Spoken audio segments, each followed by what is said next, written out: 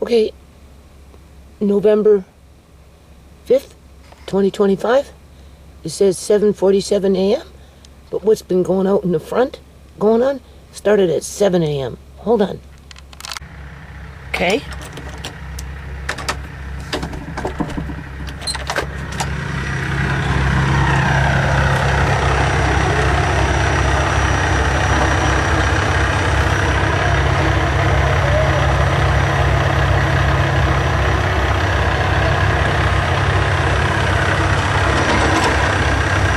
Since 7 o'clock this morning. Now they're digging up the road.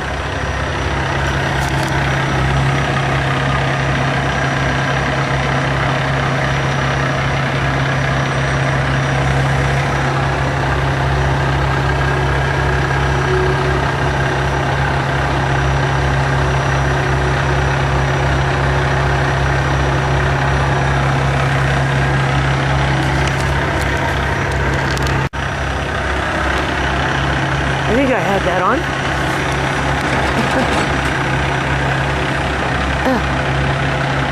They started this at 7 in the morning. Boy, oh boy.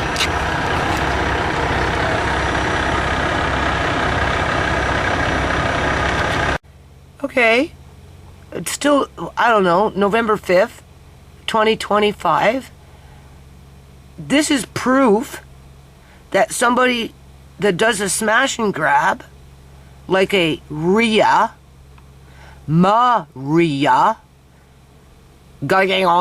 whatever her freaking last name is, I'd have to read it in order to pronounce it out, who runs around with fake, long, to her ass, blonde braids.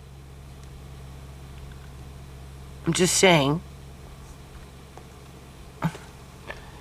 Stole from me with her $8,000 to $10,000 worth of shit within 20 minutes. Tisha says, "Oh no, Mom, that's impossible. How could she do that in 20 minutes?" Because, you know, she disappeared, right? Well, it's easy if you're going for big ticket items. $500 cowhides, $150 for a 1 gallon jar of maple sugar in it. Freaking cans and cans and cans and cans of sockeye salmon and cans and cans and cans of ham, you know, right? It all starts to add up real freaking quick. Bolts of fabric at $300, $400, $500, $600 a bolt, depending on the type of fabric, right? Look at that. This is after they've shut down the EBT. People are doing this now, robbing grocery stores. Total stolen in 20 minutes from 2 stores. $7,149. Yeah.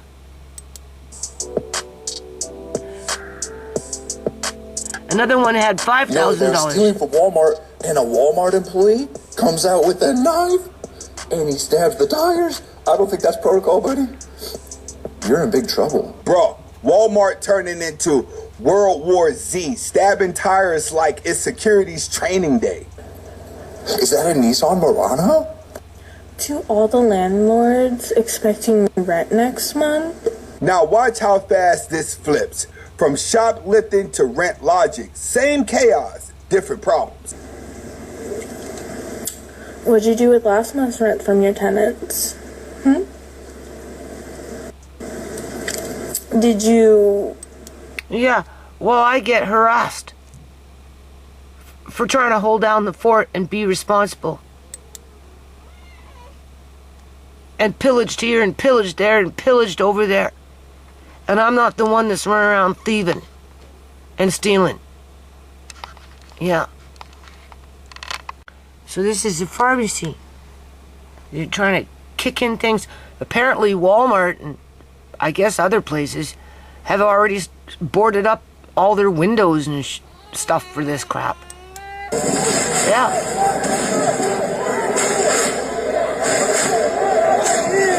Yeah. You run in and run out. It's the smash and grabbers.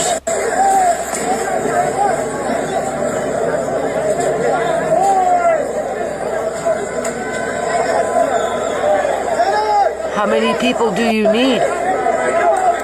I don't think Rhea did it by herself. Hell no, she had help. There was somebody else that was creeping around. Whether they came in and actually were creeping around, maybe they were the one that was in my room and she was going in and back and forth in the hall and taking things to the front. But whoever loaded up the car was helping her, that's for sure. She had that all set up before she even figured... She had it all figured out before she even showed up the door to help me that day. Okay, she knew what she was going to do before she showed up, and she didn't do it by herself. Because it was just way too much. Oh yeah. And way too fast. You see, that's the thing.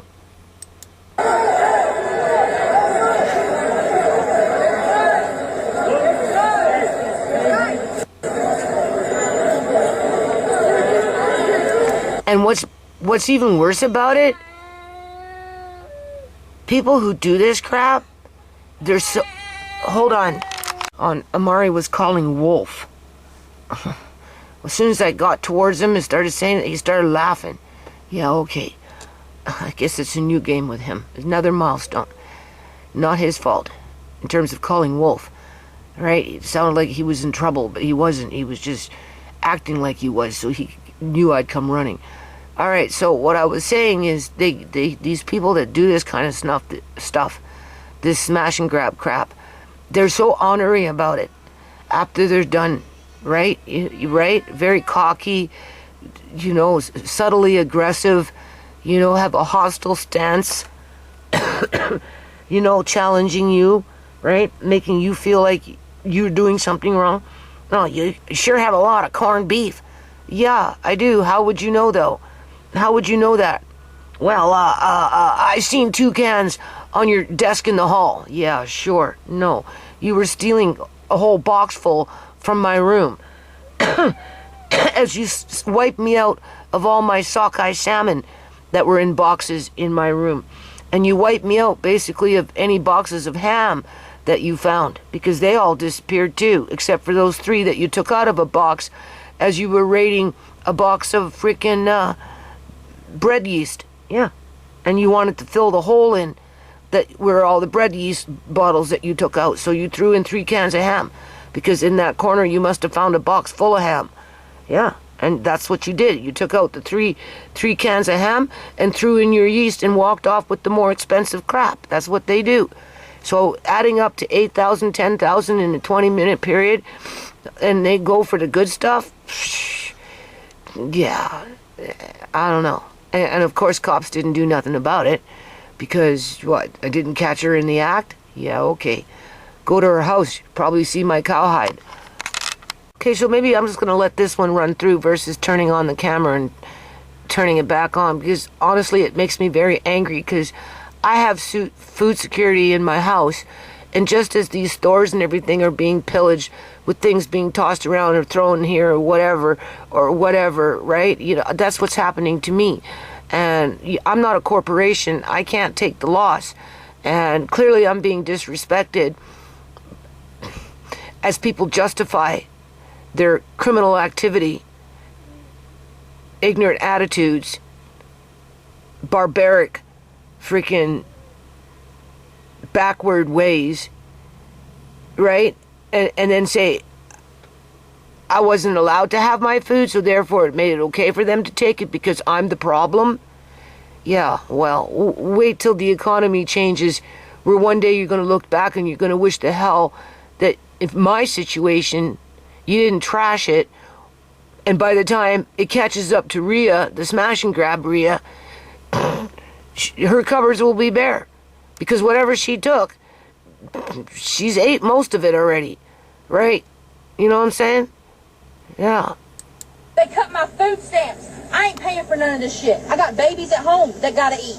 Here we go. The clap. Judy has too much in her bedroom. Even though downstairs is being all trashed around by her crappy son.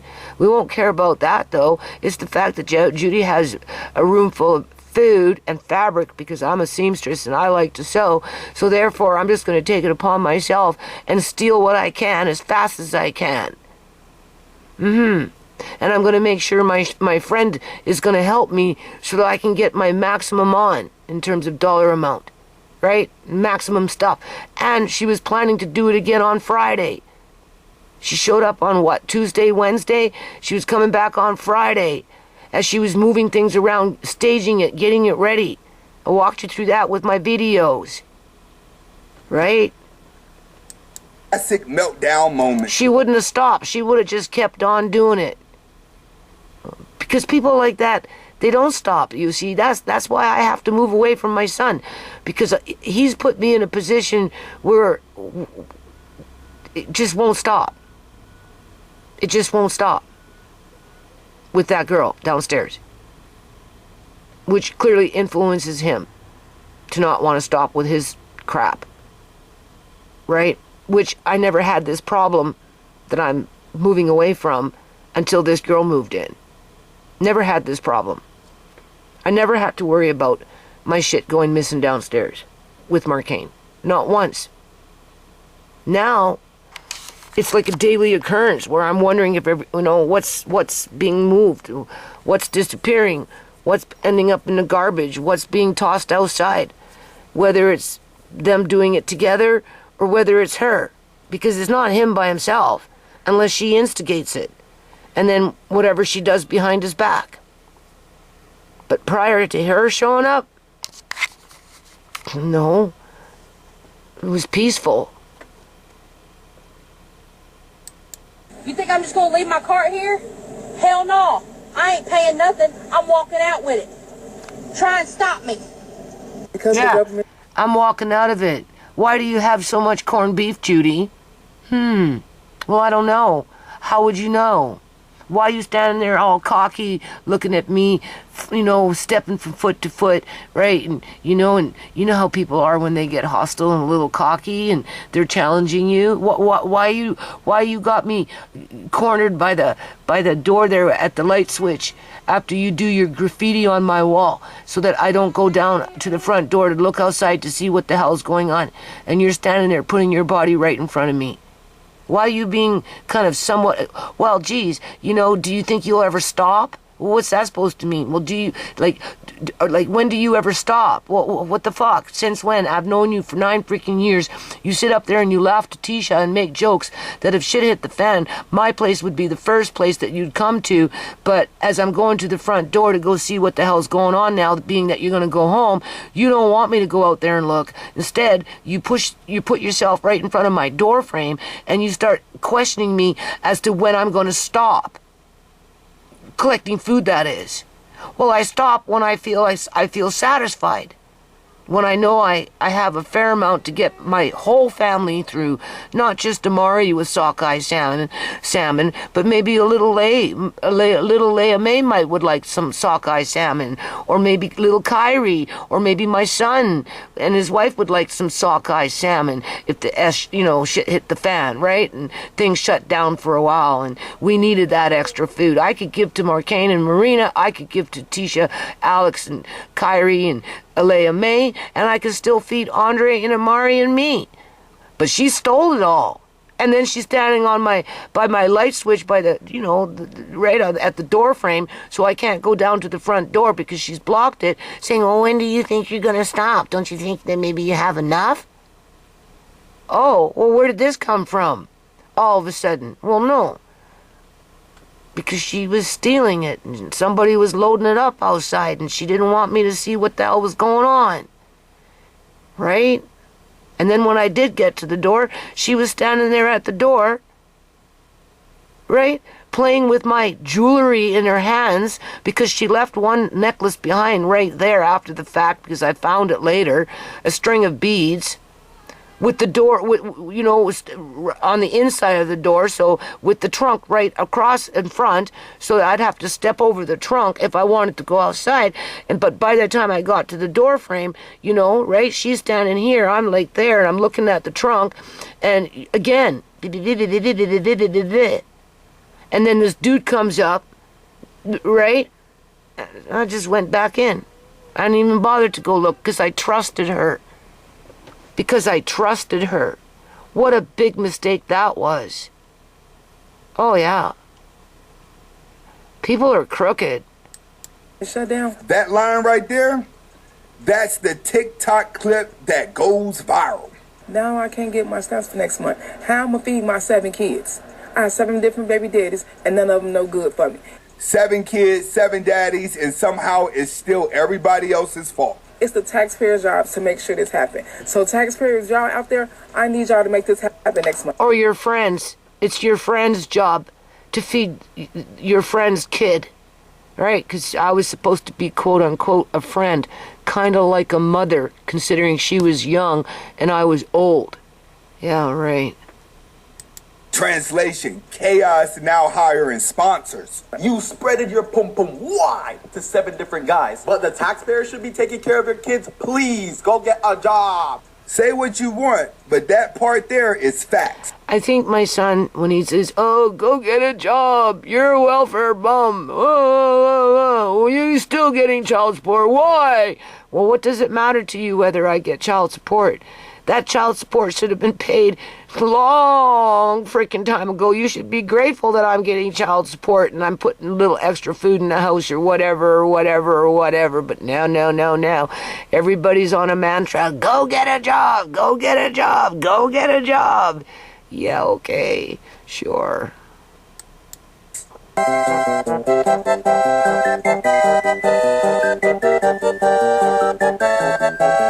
So I guess this is people stealing. I can't really see it. And I don't like the sound of that. Oh, I don't know if I want to go through all this crap. This pisses me off. Ugh. They don't. The irony, filming the crime like it's content. Yo. She said, give me something.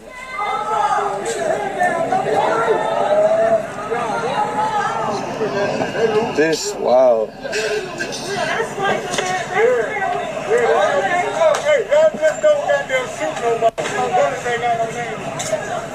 Ain't nothing but $3. Now you want to wear a mask, like. This man directing it. He is directing this.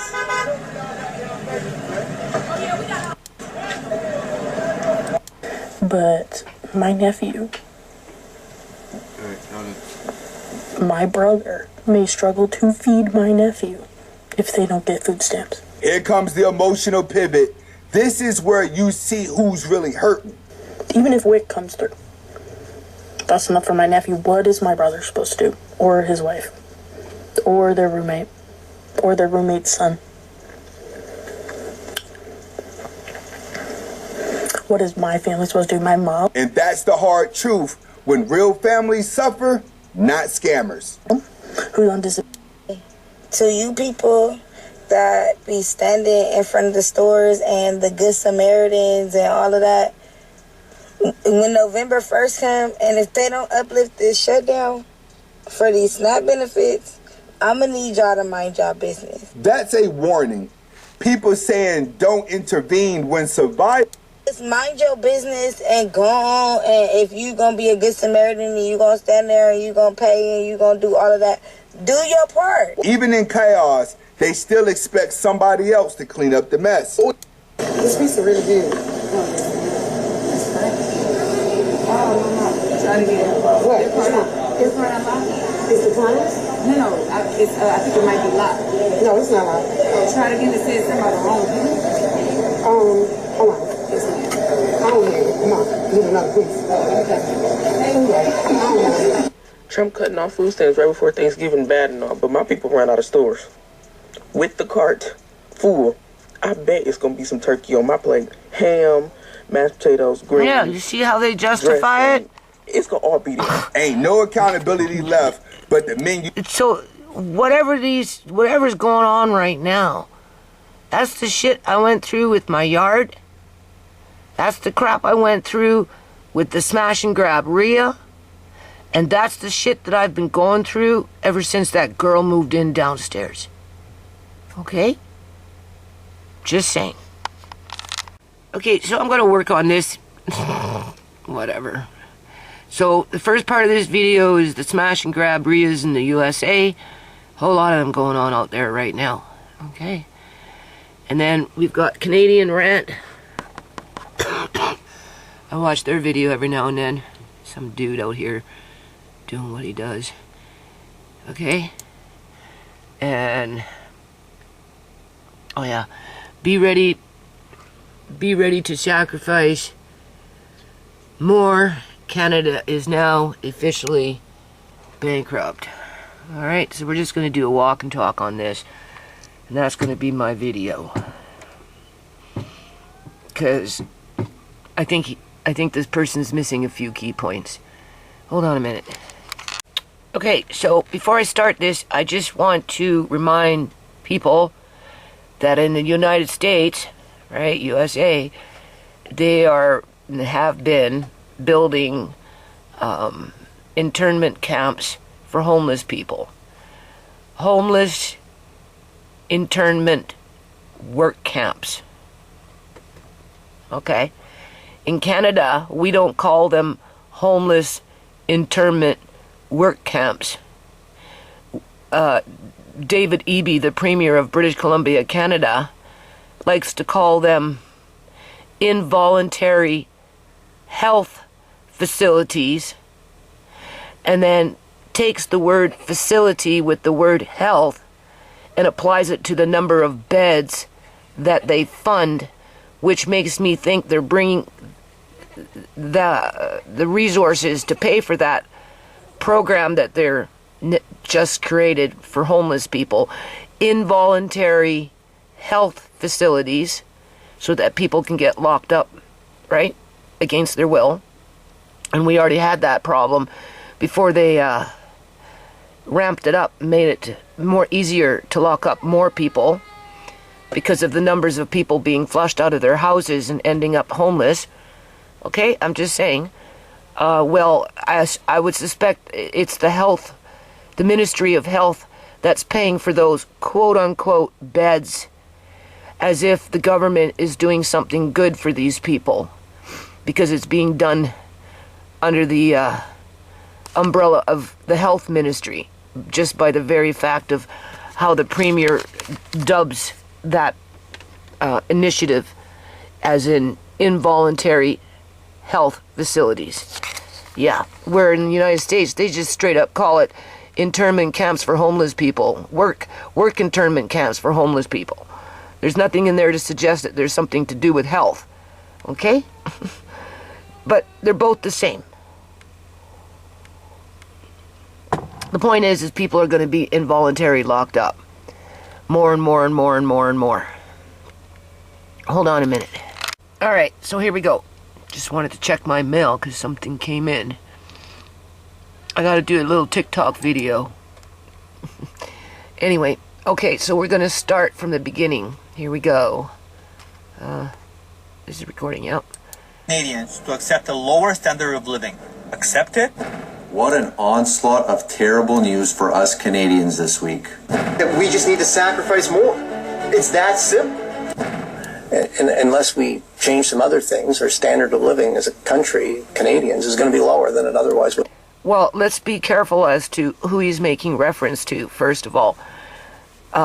It's a two-tiered society out here that basically operates under a caste system, something that the federal government doesn't want to address because they're too busy bringing in millions of immigrants that come in with their own way of thinking.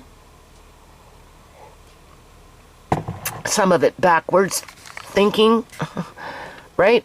And they come in stuck in with their ways, and they have their own agendas that are not in line with Canadians in general, like with the Punjabis trying to create their own Palestine state here in British Columbia, Canada, as in a little mini India. And you can't just point the fingers at the freaking Punjabis.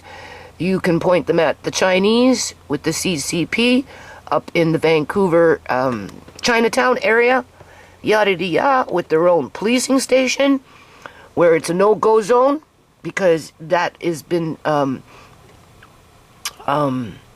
territory that has been seized by that entity with their signs on their properties where it's been claimed by them that came from China. Okay? So I would suspect those two groups are prospering because they are. Well, other people, depending on who you are, what color your skin color is, and where you're located, well, you're going to be targeted. And if they can't throw you out of the house as a renter, they're still going to evict you. They found a way now how to evict you as a middle class, I suppose, Caucasian in this situation. Because if you're a renter, it's free game, unless, of course, maybe you're an immigrant, then you get the perks and yada yada, and that's a different, totally different agenda. But if you're a poor white person, poor black person, poor, Aboriginal, First Nation, Indian person, maybe a poor Muslim, it all depends on where you are on that caste system, okay? And I guess who right, in terms of those kickbacks when it comes to provincial, federal, and municipal subsidies as you're coming in as a so-called refugee from some country where, you get supported and you get access to, small business grants, and they give these people means and ways to buy these condos through federal grants and just whatever, right? Because they're, they came from Syria, let's just say, for example, or India, So take what he's saying with a grain of salt, because in Richmond, BC, in a particular area, we've got the Aboriginal people now taking over millions and millions and millions and millions and millions and millions and millions of dollars worth of land, whether it's farmland, industrial land with, functioning buildings and businesses, whether they're homeowners, condo owners, the natives are taking it. They're just taking it. They're saying you can't sell your house, right? You can't remortgage your house, and you might just get evicted here because, it's just a matter of time. And the Aboriginals are spreading out. And in a situation like that, well, it depends on what target neighborhood they target. And when we were watching Rebel News, clearly the woman was Caucasian. So what does that tell you? Why are they not targeting the Punjabi community? That would be my first question. Why are they targeting the Caucasian community? Okay, I'm not saying there is no Punjabi living next door to a Caucasian woman in a neighborhood in Richmond where the houses are $3, $4, $5, $6, $7, $8 million, $10 million per house, per land, or whatever. But usually birds of a feather flock together. So if you come into Surrey and you want to go, see where all the Punjabis are hanging out as a group, as a collective, so that when you go to the park, you're the only other outside ethnic person in the park, where you've got 500 Punjabis running around with their families, but you are something else, right? In terms of where they like how they congregate, because that's what they do. All you have to do is just go further on down King George off to 128, and once you get past that, and 68, and just wherever, that's all you're going to find is Little India. It's like a gated community. Are the natives going to decide that they're going to want to fight the Punjabis in court for the land that they want? Or are they going to go and look for the little old Caucasian women and the men with their families over there with their homestead or whatever, right? Not that these other groups aren't looking to take the land away from them and lock up the old white people into the hospitals so that they can put the houses up for closure, so they can come in with their building boom. I'm just saying, there's a lot of racism, covert, right? Racism in Canada that nobody talks about, including our governments. They don't acknowledge that certain groups of people are targeted. And the targeting has just been notched up, up one notch, right? With the Aboriginals now targeting. But I think the Aboriginals will target the whites first as a more of a collective group in terms of neighborhoods before they would the Punjabis as a collective neighborhood, or a Chinese, Mandarin, whatever, collective neighborhood, because it's like coming in with a double sword. Well, you're white, you have to pay for your ancestors' sins, your forefathers' sins, and you did this to us, and therefore we're taking back the land. But once that land grab is complete, and they go from community to community, and they wipe out all these Caucasians from community to community as a general rule, then they're going to go for the Punjabis. Then they're going to go for the Chinese. Then they're going to go for the Muslims. But right now they're taking the easy route. That's my opinion here. Well, our government clearly doesn't give a rat's ass about it. Okay? Okay. Because they just keep on bringing in more immigrants that's over tapping into all our resources, taking over our jobs, as they're paying companies. Don't forget, the federal government is also paying companies, Walmart, I don't know, all these stores, all these businesses, they're paying the businesses 50% of the immigrants' wage to hire the immigrant before they hire the Canadian, regardless of whether, right? In terms of, like, the Caucasians, the white kids being born in Canada, the black kids being born in Canada, the Aboriginal kids being born in Canada, and I suppose even a few brown kids being born in Canada. Okay, but on average, no. It's the immigrants that are being hired by these bigger corporations, and even the smaller ones, like your pharmacies, your London Drugs, and your Shopper Drug Marts, all your gas stations, your 7-Elevens, your Walmarts. You go into the mall, and depending, like TNT is mostly all Chinese, right? Because it's an Asian catering type grocery store. Same thing with Lucky's. So they hire mostly Asians, right? From, like, who speak Mandarin, right? Like Chinese people, that type of thing, right? But other than that, everybody else is Punjabi, with a few Muslims sprinkled in there, because the companies are getting the federal government is paying half the wage. So they're saving money, while our kids aren't getting jobs. As Canadians are losing their jobs and being replaced by immigrants. Whose fault is that? That's the politicians' fault. Because they cover up crime. That's why. They allow the court system to cover up crime. They use the courts to cover up crime. They know there's criminal activity within that Palestine state, with the Punjabis trying to create their Palestine state. They know that Punjabis are out here illegally harvesting organs and yada-yada-yada. They know it. But they don't do nothing about it. Hell no. It props up the underground economy. As long as they got their pockets full of money, it's like Uncle John said, as long as their portfolios are full with this plan, that plan, this plan, and that plan, and with more plans coming in so that they walk off by the time they're done rich, basically, as a politician. Since when do politicians get rich? Well, they do now in this day and age, because it's all corrupted. And Uncle John's seen it when he was working in the Parliament buildings. Yeah. And it's just gotten worse. Canadians must be prepared to make sacrifices. Inflation being stickier than the bank. Well, we need to be clear about the sacrifices. Okay? And that's why I'm going to do this, because as they're rattling off the sacrifices, they're forgetting a few of them. And I'm here to remind you, there's a whole lot more serious sacrifices going on. Okay? Canada would want. I think that they're really playing with fire right now. Bank of Canada basically just said that we have to accept a lower standard of living here in Canada.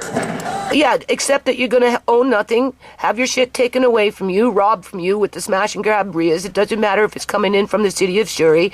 It doesn't matter if it's coming in from your landlord, partnering up with that group, the city of Surrey, to say get rid of everything in your yard.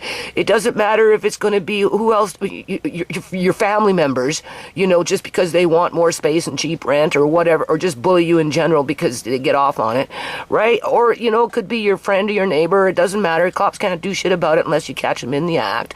I'm just saying, right? And then what? Social workers come in and tell you to start getting rid of your computer desk and your computers, and get rid of your dishes, and get rid of this and get rid of that, and for what? To push you out even faster. And where are you going? You can't afford anything. There's nowhere to go, right? How does one live a lower standard of life in... Well, you move to the streets. That's how you do it. In increments. And you end up becoming that jungle bunny that swings from power line poles. From pole to pole to pole. And hope you don't get electrocuted as you do it. Because that's your new home. That's your new jungle. In the Congo, that is. Welcome to the new Congo. Canada. Like wages, housing, and inflation, they're not just cycling right now. The government says that we need to sacrifice. I'm sorry, we have already been sacrificing. Yeah. Go for the Caucasians first, steal their land, hold them to account for the, what is that called?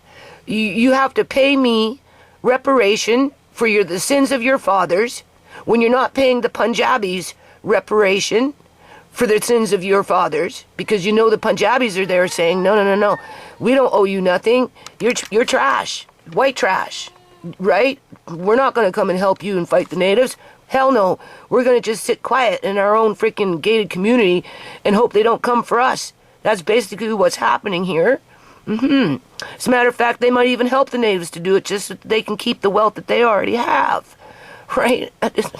Right? Canada's bankrupt, and that bubble's going to burst. And welcome to Canadian Rant, the voice for every hardworking Canadian who's tired of being told to sacrifice more. Recently, Mark Carney said that Canadians need to give up more to save this country. But here's the truth. What are we saving? What are we saving? More space for more immigrants that don't give a rat's ass about us? In general? Right? That are on a money grab? A body grab? Just a hoodwink grab?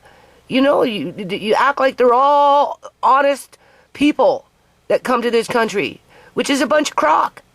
Right? You know, they get pressured by their organized religion to stay with the crowd, stay with the group, stay with the flock, right? You know, do as we say, not as we do, right? And if you do it enough, yeah, you'll become just as successful as we are, while everybody else around you, it just becomes ghost city, a ghost city, you know, the Walking Dead, basically.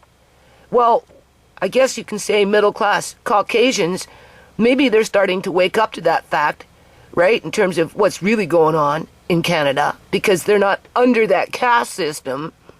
They haven't lost enough yet to know what it means to be in a caste system.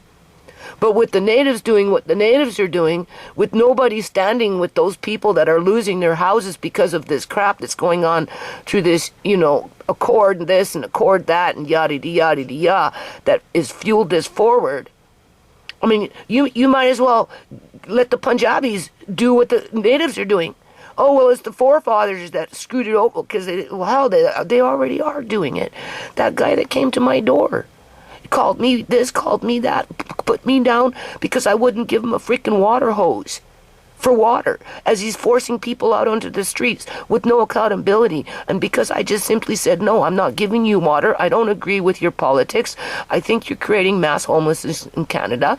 You're part of this problem, not part of the solution. Oh, what are you? You're just trash. You don't work. You're a bum. Oh, yeah, just wait and see what happens to you, biatch. Right. And then when I went and go talk to him about it, I say, hey, buddy, you know, why are you talking to me? Oh, well, you know, you need to pay for the sins of your forefathers.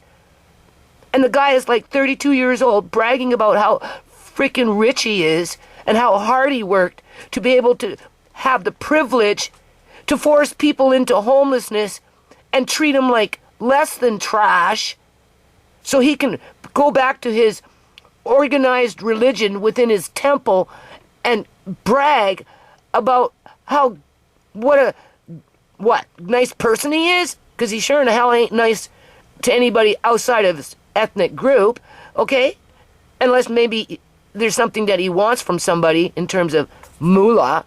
They're nice to you when you can give them the moolah that they want, but when you can't give them what they want, if they want $5,000 and all you can do is give them $2,000, do you honestly think they're going to be freaking nice to you? Hell no. Hell no.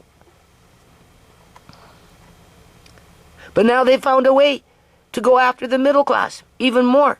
It was bad enough they were going after the elderly, locking them up in the hospitals, not letting them come home. Who works in the hospitals? Mostly Punjabis. Yeah, or some other ethnic group that migrated here from somewhere that's normally brown. Yeah, normally. Sorry, you little white old person. You can't go home. We got bigger and better plans for you. You need to sell your house. You're going into an old folks' home so that you can pay for a bed under the Ministry of Health. Right. So, because you can afford it. And we're going to house you there until we decide we don't want you no more. And we don't want to pay your pension plan, this, that, and everything else. And we sucked you dry of your house sales. And there's nothing left to use and abuse. So we're just going to cut off the freaking IV. But for Sierra, what did Sierra get to go in a long-term health care facility of any kind? No. She got pimped, used, and abused out on the streets and then lured to her death with the RCMP covering it up. And then her body was pillaged. That's the sacrifice there, people. Okay? And that's why I'm doing this video, to remind people that the sacrifice has already been there. Upper middle class, sitting on a cushy, right? They're oblivious to it until it comes maybe knocking on their door. Yeah. Yeah, sorry, you can't sell your house now. Natives took it over. Okay. Well, you can go spend all your money in court now. Somebody has to pay those lawyers. Yeah. What's left to give? We've already lost affordable homes. We've already watched our grocery bills double while our paychecks stayed the same. We've watched our savings vanish, our jobs Well, I don't know about affordable homes because they're building them left, right, and center. They're still building these monster houses. If Tisha was to take me out and about to start driving around and we get into certain neighborhoods, you're going to see monster house built after monster house built after monster house built after monster house. And when you start looking at who's moving in, I can guarantee you it's either Muslims, brown Muslims, like a Syrian, maybe not as brown as a Punjabi, but it's going to be a whole lot of Punjabis in there. And then it depends on right, because, you know, Muslims prefer to live with Muslims in their own little gated community. Punjabis prefer to live with Punjabis in their own little gated community. I guess you can say Caucasians like to live with the Caucasians in their own little gated community. And of course the Chinese like to live in their own gated community. Well, anybody else that can't live in those gated communities become trash. And it's a free-for-all out on the streets. And it's worse than the Hunger Games because people get hunted, literally, and lured to their deaths. If they're not just straight up murdered with the cops covering it up because there's big money with the supply going to those that are in demand of body parts. Okay? So this is just, you know, tippy-toeing in the tulip patch. Okay? disappear and our hopes for a better future fade. Now, the Bank of Canada is telling us to lower our standard of living, as if ordinary Canadians haven't already been forced to cut back on everything. Okay, so we're supposed to lower our standard of living. What the hell is that supposed to mean? Who do you think's going to lower their standard? Well, I guess the ones that are losing their houses with the natives are lowering their standard of living because they're in limbo. They can't remortgage their house, their condo, their apartment, whatever it is they own, their warehouse, their business, their farm, okay, because it's not just housing. It's a swath of land that's in the millions and millions and millions as it's being spread out, right?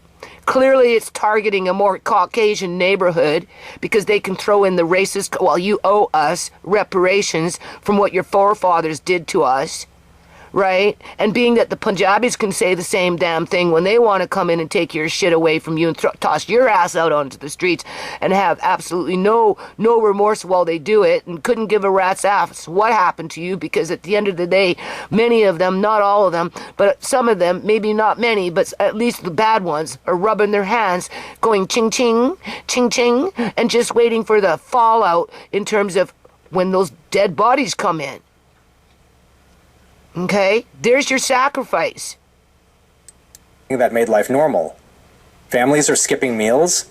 Parents are choosing between heat and food, and seniors are rationing medication just to survive. And through it all, the people making these statements, the ones in suits, the ones on TV, they live in comfort, untouched by the pain their policies create. So when they say sacrifice more, we ask, what more do you want from us? Our dignity? Our future? Because Canadians have already sacrificed everything but hope. Before we go deeper, make sure to subscribe and join the Canadian Rant community. Adventure should be... Hold on. Okay, so we're just going to roll through this. Now, I just want to remind people, for the ones that are listening, right? We live in a backwards world. Don't act like you haven't heard that from other content creators or yada yada yada. Don't, this is not a light bulb moment for me. I am just rehashing what everybody's been, well, not everybody, but what quite a few people have brought to the surface by saying that we live in a backwards world. In other words, what is bad is now considered good, and what is good is now considered bad. Okay, so nobody can be surprised about what the hell is going on here, right? It's good to throw people out onto the streets, make it where they can't even afford to go rent an apartment, never mind another house, okay? Because the people that are running the show through organized religion in partnership with certain, I suppose, ministries within the government, okay, housing ministry, healthcare ministry, when you're throwing people out onto the streets, and many of them are self-medicating themselves with alcohol and drugs, and you bring in domestic violence and the kids are acting out and yada yada yada, somebody's going to fall through the cracks, and they're not going to be able to pull themselves up by their bootstraps, and they're the first ones that are going to be snatched off the streets to be put into a, involuntary health care facility? Yeah, okay. Call it for what it is, internment work facility. It's an internment camp, right? You're just smoothing it over with the word health in there, as if these people were so concerned about people's health, they would stabilize the housing market, and they would get rid of the riffraff that's infiltrated Canada when it comes to organized crime, regardless of what the ethnic group is. But that's not what it's about. So in the meantime, this guy said, what the F, right? So we'll just carry on. Okay. I'm supposed to be filling up my jars yet. I haven't even done that yet. That's the next video. They're just, because I got to do some mental therapy here, because I've been using these eye drops, and honest to God, I got a freaking headache almost every bloody day. My eye has been kind of somewhat throbbing. I've been dizzy, because I'm pretty sure it has something to do with these eye drops, but we'll talk about that when I'm doing my jars. So in the meantime, let's get back to this. Any sense. The Bank of Canada just told Canadians... So what the F? It doesn't make any sense. So the Bank of Canada, accept a lower standard of living. Accept it? Are you fucking kidding me? Our Canadians have been living that lower standard already. People can't afford food, can't afford gas, can't afford rent. Over 2 million Canadians per month are lining up... Oh, but they could afford to become homeless. And then, once you're on the mean streets in Canada, freezing your butt off, being chased around by a bunch of lunatics, not including, you don't know what kind of cop you're going to get. Good luck going to the hospital and being treated with any dignity. Right? You might it's like a hit and miss. One nurse might be a great nurse where the next one might be a banshee out of hell. Right? And that's not to say that you're going to get any real services, because before they put you someplace in terms of assisted living where, you can have a sense of life and build on a life, they're just going to toss your ass right back out on the streets. And that's why the government is now bringing in involuntary, more than what they've been doing all these years, healthcare facilities, and then putting it in the budget with the healthcare ministry to make it look like on the books that they're doing something for people's mental health and physical health as their lives are being destroyed. Right? Because the property developers have to build those condos for the next generation of immigrants coming in that are going to be subsidized by our governments. Yeah, okay. Okay, well the natives are saying, okay, well that's a no-go zone because we need our supporters. So we won't mess with the Punjabis and their gated community. Oh, hell no, we're sure in the hell not going to mess with the CCP right now because they got 5,000 soldiers up in the interior doing their exercises. So God forbid if we rock that boat, because we don't want those 5,000 Chinese soldiers coming into some native land grab, trying to put everybody in check because the Chinese say, no, this land, it belongs to us. Can't you see our little X's there with our little dragons? We laid claim to this land long before you even showed up, even though you say that you own it. Like, it's all backwards. At food banks. 1 in 4 kids in Canada is going to school hungry. Families are losing their homes to foreclosures because everything is getting tighter and tighter. Well, they're now losing homes to natives. They're not even being foreclosed. They're being evicted. They're spending hundreds of thousands of dollars in court with lawyers, fighting the same old okie dokie. Well, the Punjabis are saying, don't worry, we got your back, natives. We're kicking out the white trash, the black trash, and the poor trash in the other houses that they rent. Because, we can. And when they're out on the streets, we don't give a rat's ass. Because we're the ones that are holding up the economy, which is a big flat lie. Because the sacrifice comes in with the dead bodies, and that's the part that people don't talk about. That's your economy. The underground economy. That's where the big millions and millions, hundreds of millions of billions of dollars is being funneled within the housing market and any other market that they want to prop up and utilize for their benefit so they can build a Khalistan community. So they can build another little freaking, for the Chinese. Little China, little India, little Syrian. Yeah, okay. And we're told to accept this? I thought our new government was for the better Canada. Oh God, is YouTube going to consider this to be ad unfriendly because I talk about the dark side of things versus just simply settle for the surface scratching? Trafficking dead bodies, trafficking humans when they're alive so that they end up falling through the cracks and become injured and then die so that their body becomes available on the market. You got to have that supply. The demand is there. Does that make this video ad unfriendly? I'm going to have to place it that way. 7 months in, what's changed? I'm going to tell you, it's gotten worse. Our hospitals are jammed. The minimum wait time is 8 to 10 hours. And guess what? People are actually dying in ER waiting to be seen by a doctor. People are scared to walk home at night because of all the criminals on their streets. Insurance companies are not paying out for all the stolen cars that are being shipped overseas. Immigration is out of control, and small businesses are suffocating under taxes that's already the highest in the world. So you tell me, how much lower can you go on your standard of living? Maybe put it in the comments. Maybe I'm missing something. But the truth is, no one is coming to save you. But we still have a building boom. Honest to God, I'm going to have to take Tisha, give her some gas money, and just go for a ride for a couple, 2, 3, 4, 5 hours from district to district to district. And I'll show you the building boom, even though they're saying that they're putting everything on hold because of all this vacancy within all these so-called luxury condos and yada-yada-yada. I guess it really depends on what neighborhood you're rolling through, right? Right? The system is not designed to save people like me and you. You've got to start building something on your own, whether that's a digital business, e-commerce, freelancing, whatever. Waiting on this government to fix your problems is like waiting for a lifeboat that's never coming. You've got to build something now, because if you don't, this next chapter of lower living standards becomes permanent. And if it will become more smash and grabs.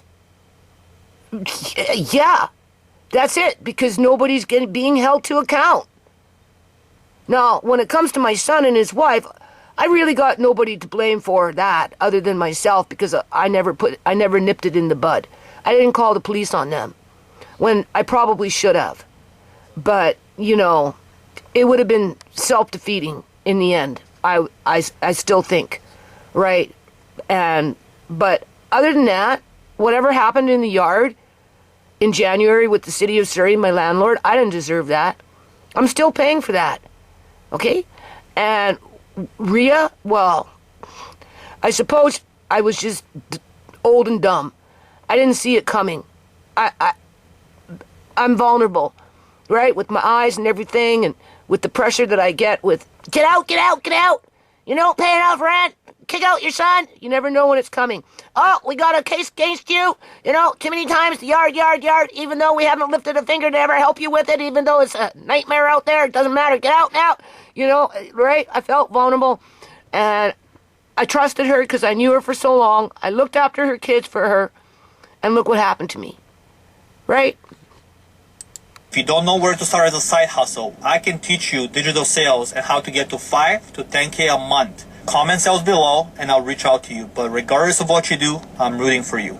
And unfortunately, what that means is that unless something else changes, our incomes will be lower than they otherwise would have been. They'll grow, but they'll grow along a lower. This was the old path. Now there's a new path, which is bull. Well, okay. Watch before they delete. They're openly telling Canadians to live with being poor. Well, then they have a plan to bring in more immigrants. To speed up the cycle. Right? Right? Push out more people out onto the streets. Whether they lock them up into involuntary health facilities or whether they just scoop them up off the pavement, right? Like in terms of roadkill. There's money in that. All of it. Because it's a death culture. It all leads to death, one way or another. And with death comes profit. There's your sacrifice. Below the old path. There are things the country can do to try to bend that curve up, but those aren't things monetary policy can do. So they're blaming this on the Bank of Canada.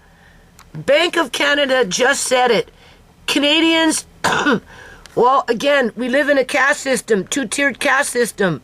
It's worse than a two-tiered system. It's a caste system, okay? It's already established. It's been established for years, and it's insidious. Nobody wants to acknowledge it, but they practice it like it's a religion because that's where it comes from. Organized religion. So anyway, Bank Canada says Canadians, well, that's up for debate. What Canadian are you referring to? Must accept a lower standard of living.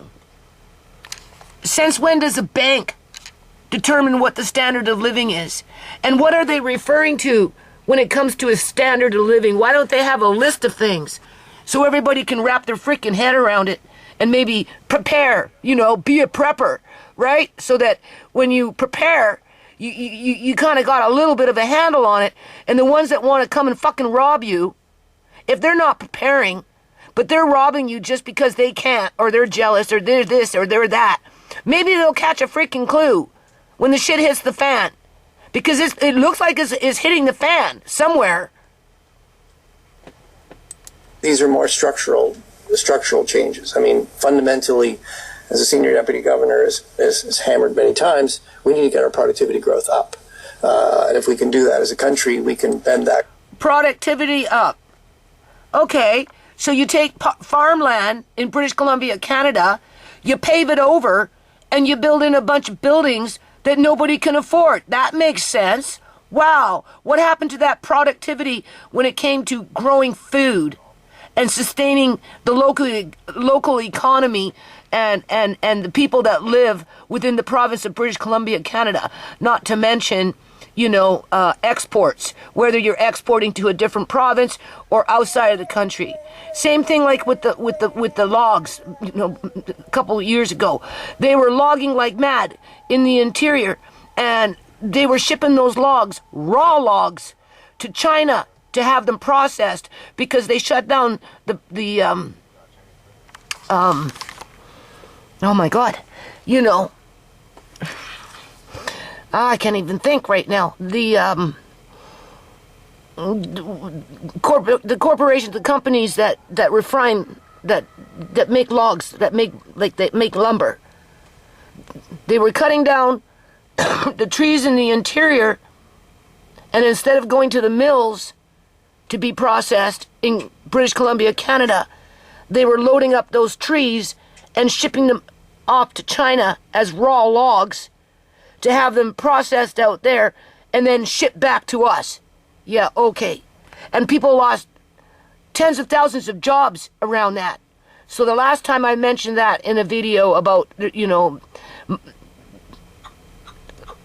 mills shutting down here and that's been an issue in British Columbia, Canada for quite a long time. But yeah, they're destroying farmland out here so that they can build this and build that and stimulate the economy. Yeah, sure. Or they're still having problems with the lumber industry, right? Okay, shutting down the mills. What mills that were able to revive themselves after they were shut down because all the trees were being shipped off to China, right? Curve up. So, I think what's most concerning is that unless we change some other things, our standard of living as a country, Canadians, is going to be lower than it otherwise would have been.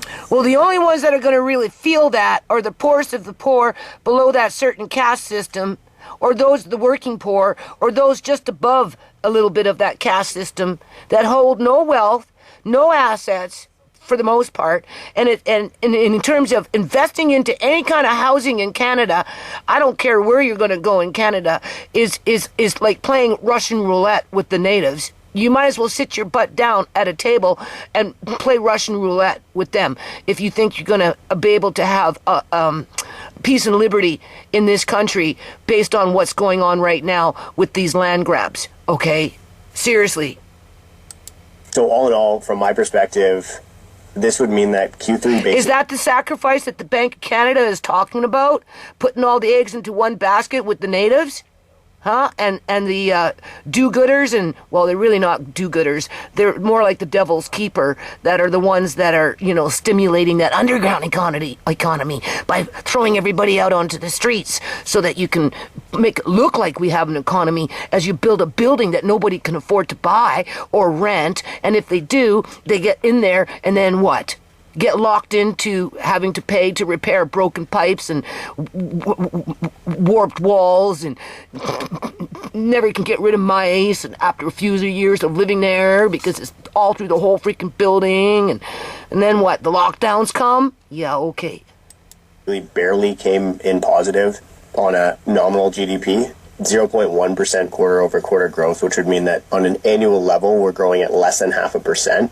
And this keeps Canada right on the edge of stagnation and recession, and especially with inflation being stickier than the Bank of Canada would want. I think that they're really playing with fire right now to try to avoid a stagflationary situation, which would have a really bad impact on Canada's economy.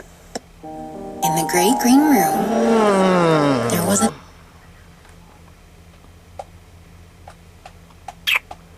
Come on. I skipped that. Okay.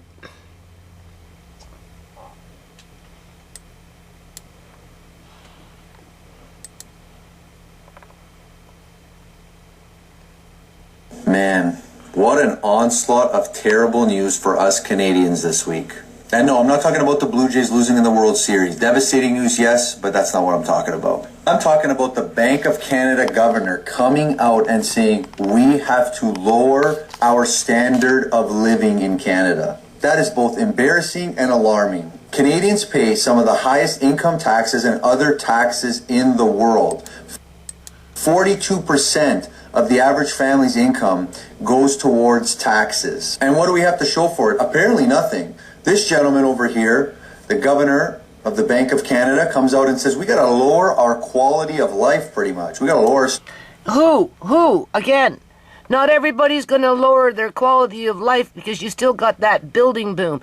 Sure, they're taking a back seat on these luxury condos, But again, monster house after monster house after monster house, as they're taking away the old bungalows and the affordable housing, and they're overinflating the housing market so that they can make money on rent gouging. And, you know, they make money when they buy houses on foreclosure, because little old white ladies and little old white men and little old somebody goes to the hospital, and all of a sudden, next thing you know it, they're involuntarily locked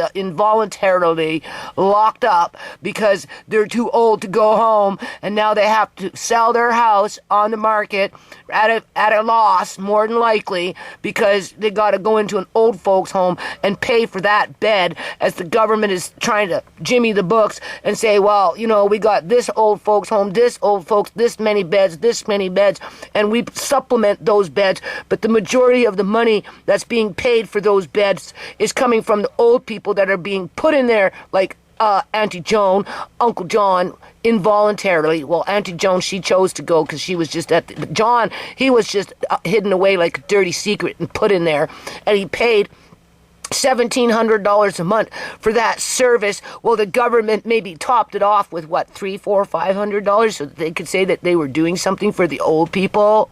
Yeah, because if you were doing something for the people, quote unquote, Sierra would have been in there with the government supporting it, versus allowing their crooked freaking scoundrels, whether they were hood rats on the streets or the RCMP, luring her off to her death so that they could harvest her body. There's your sacrifice.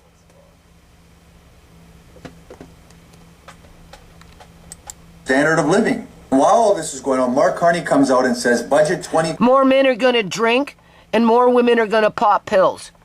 Yeah, that's what's going to end up happening.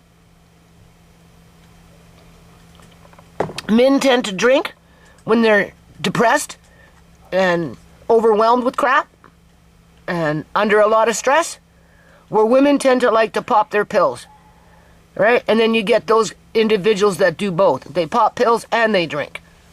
And then, of course, if you're not covered with those resources in terms of medication and yada yada, and you end up out on street, then it becomes street drugs.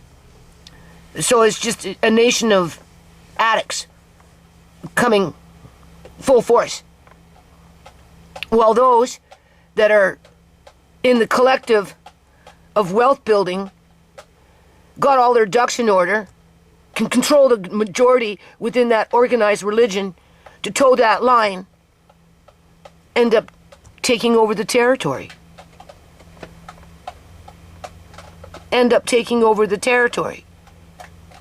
then you've got little China, little India, little Syria, little Iraq, right? With the natives coming in saying, well, actually, it belongs to all of us. So who do we pick first? Eeny, meeny, miny, mo. Oh, we'll go with the Caucasians. We'll wipe them out of their land first. Yeah, only because we can play that race card. And then after they get that land, then they're going to go after the Syrians? Do you honestly think they're going to go after the Chinese and the Punjabis? Hell no. Hell no. Because the Punjabis and the Chinese are the bigger players on the block who have no problem throwing people out onto the streets en masse. And now that the government is going to house them at the taxpayer's place, at the taxpayer's place, that doesn't make sense. Now that the government is going to house these homeless people involuntarily at the taxpayer's expense, more reason to throw out more people and call them white trash, call them black trash, call them freaking whatever you want to call them. They're all fucking trash.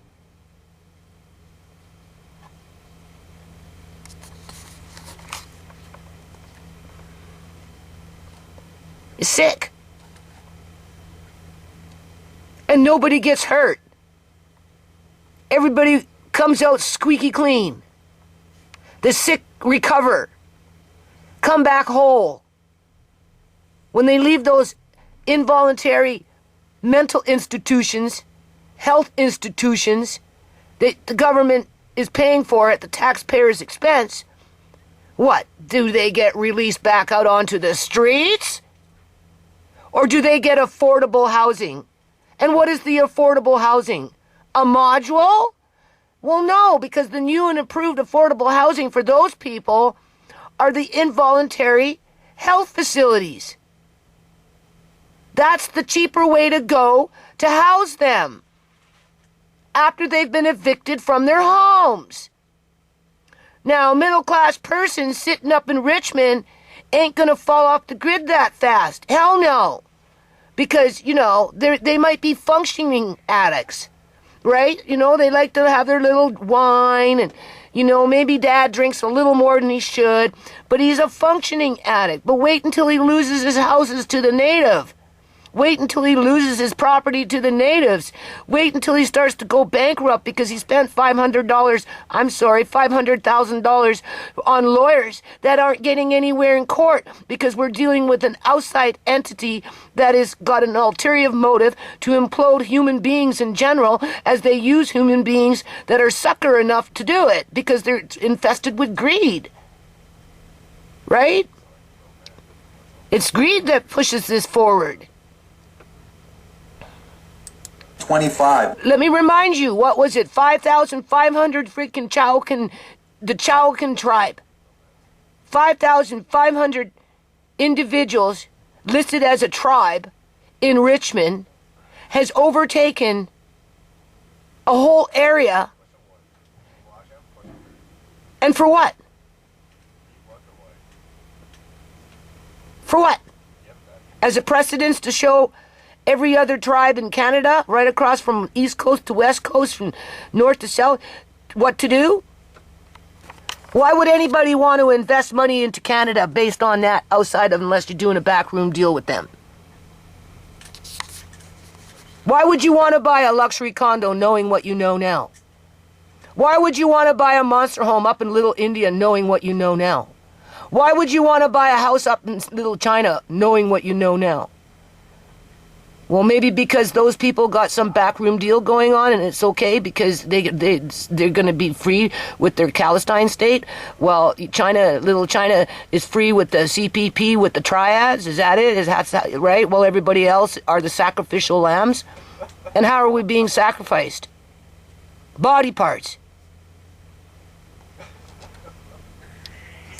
Will help make generational investments to help build up our economy. What the hell does that even mean, Prime Minister Carney? Generational investment? That just sounds like you want to tax us more, especially young Canadians who can't afford to be taxed more. We're going to be paying off this debt for the rest of our lives. We are going to be a slave to this system if this continues. And it was just announced that your new budget is going to rack up over $78.3 billion of debt. Who's going to be paying that off? Us. The next generation of Canadians that won't be able to afford a house or do all of the other things that our parents and grandparents were able to do before. Yeah, but there's something wrong here. There's tons of people buying houses.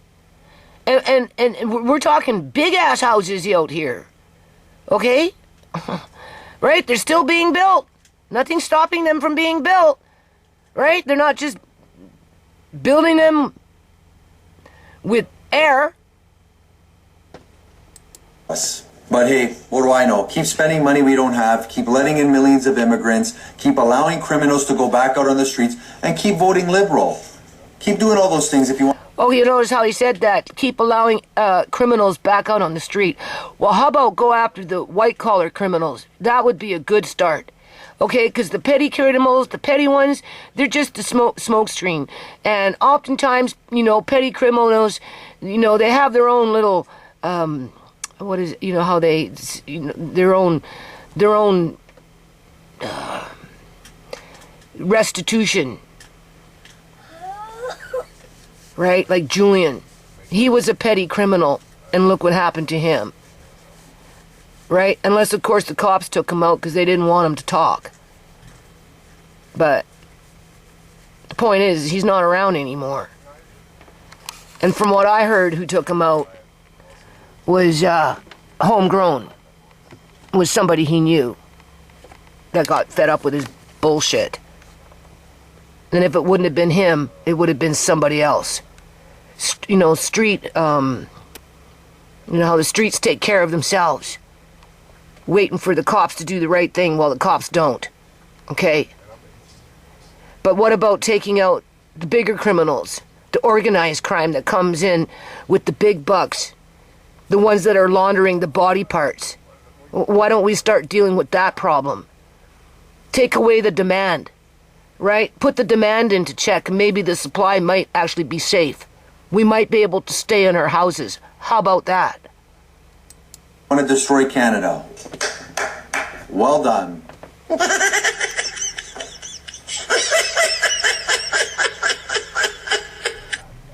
So, the Bank of Canada basically just said that we have to accept a lower standard of living here in Canada. So you're telling me that in Canada, one of the richest countries in the world, a country that is seen by so many to be one of the greatest countries in the world, possibly, we have to accept a lower standard of living? Like, I don't think we're going to be considered a developing country. Like, oh my God, wait till I show you my porch. Oh yeah. Wait till I show you what's going on my porch. Talk about a lower standard of living. Going to be that extreme. We're still a very developed country. And Andre and I were wrapping our heads around how we can try and fix it. I don't want to get too political about things, but me being jobless right now, looking for jobs, I really just moved back into my parents' place because I couldn't afford to live in my apartment without a job. I have my dog though. Look at him, so cute. It is not looking too hot for Canadians right now. I can see why people are moving to like Asia and Latin America. It's crazy out here.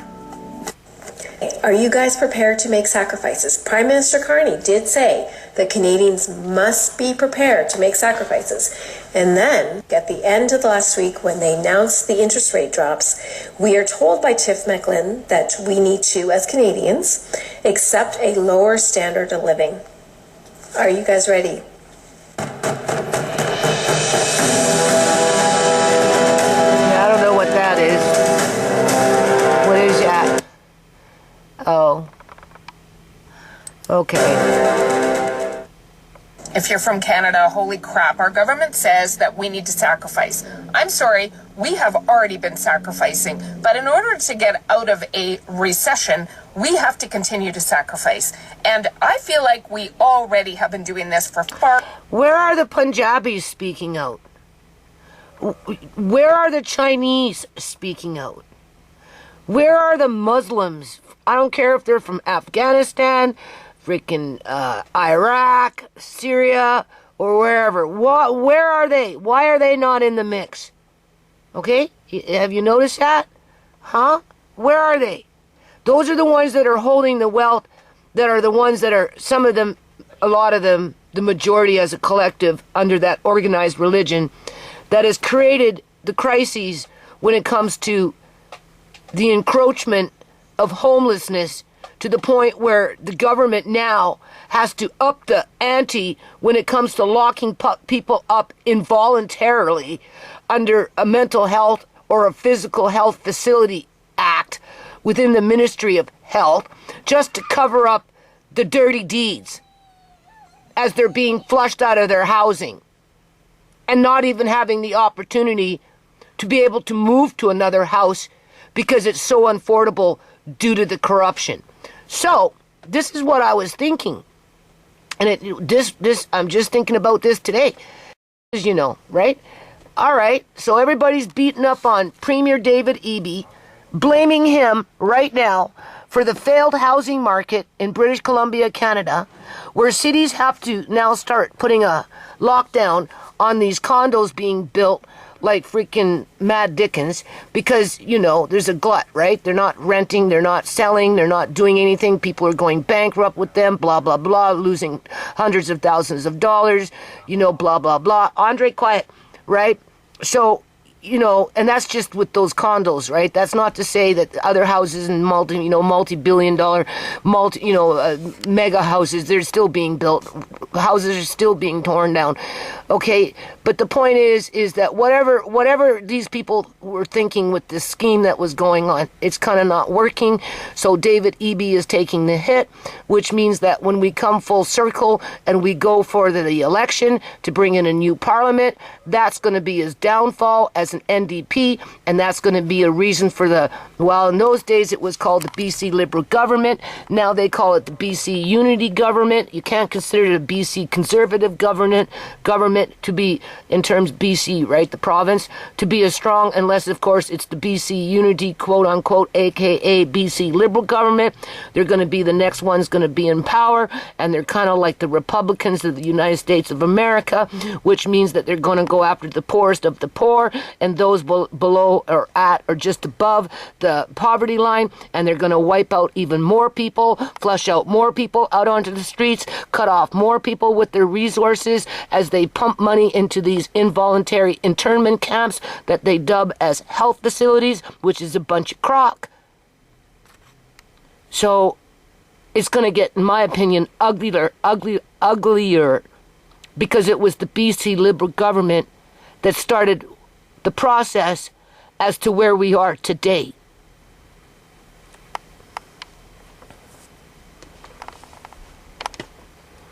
Yeah. Now, whether they knew that they were going to bring in the natives and have land grab here and land grab there, I don't know. All I know is it was basically the NDP that really pushed that agenda forward.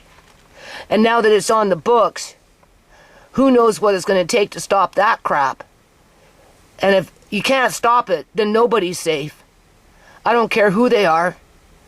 But if you're in bed with the devil and you're doing the devil's bidding just so that you can be safe and accumulate mass wealth for your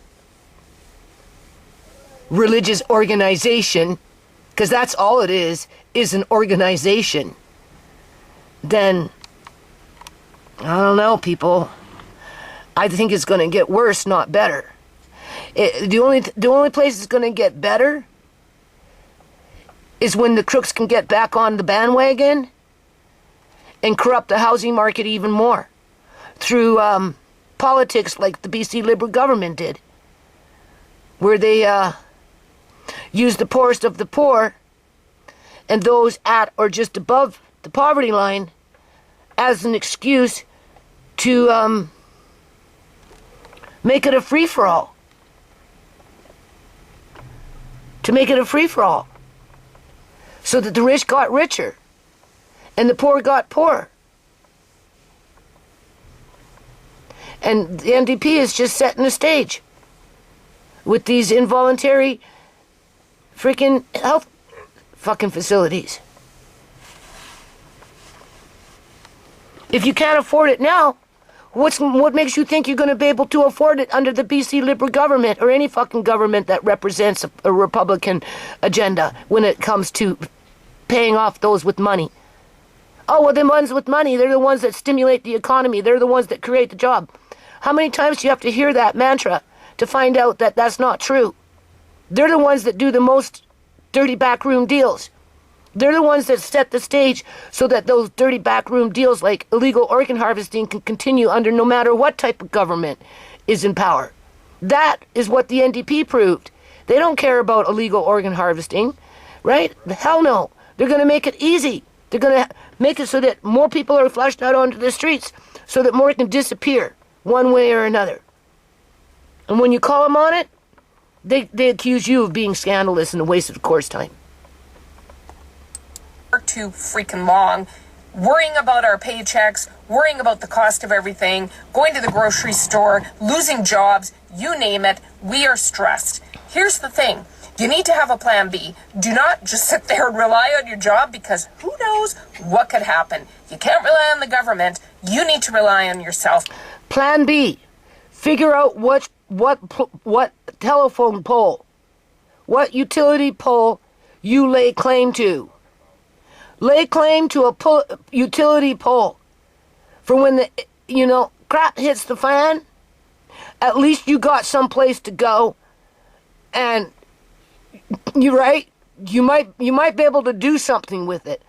Otherwise, you're just going to be wandering around and you're going to be a bigger target in terms of wandering around out in the streets. Okay? These people in Richmond, if they lose their housing that they own and have been investing in since 1972, yada yada yada yada.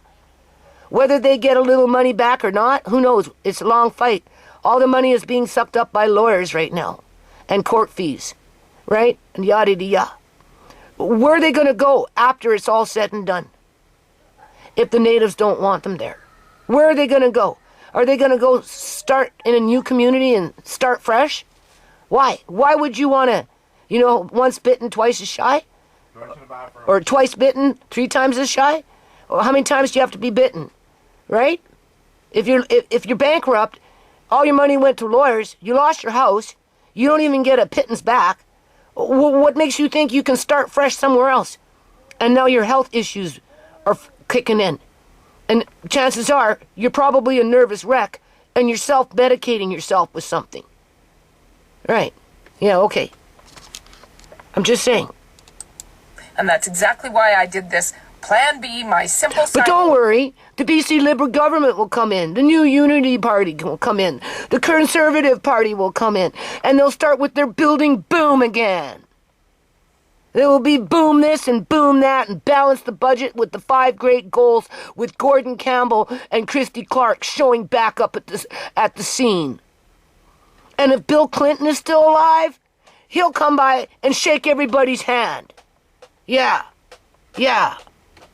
Who needs Bush when you got all those other crooks in there?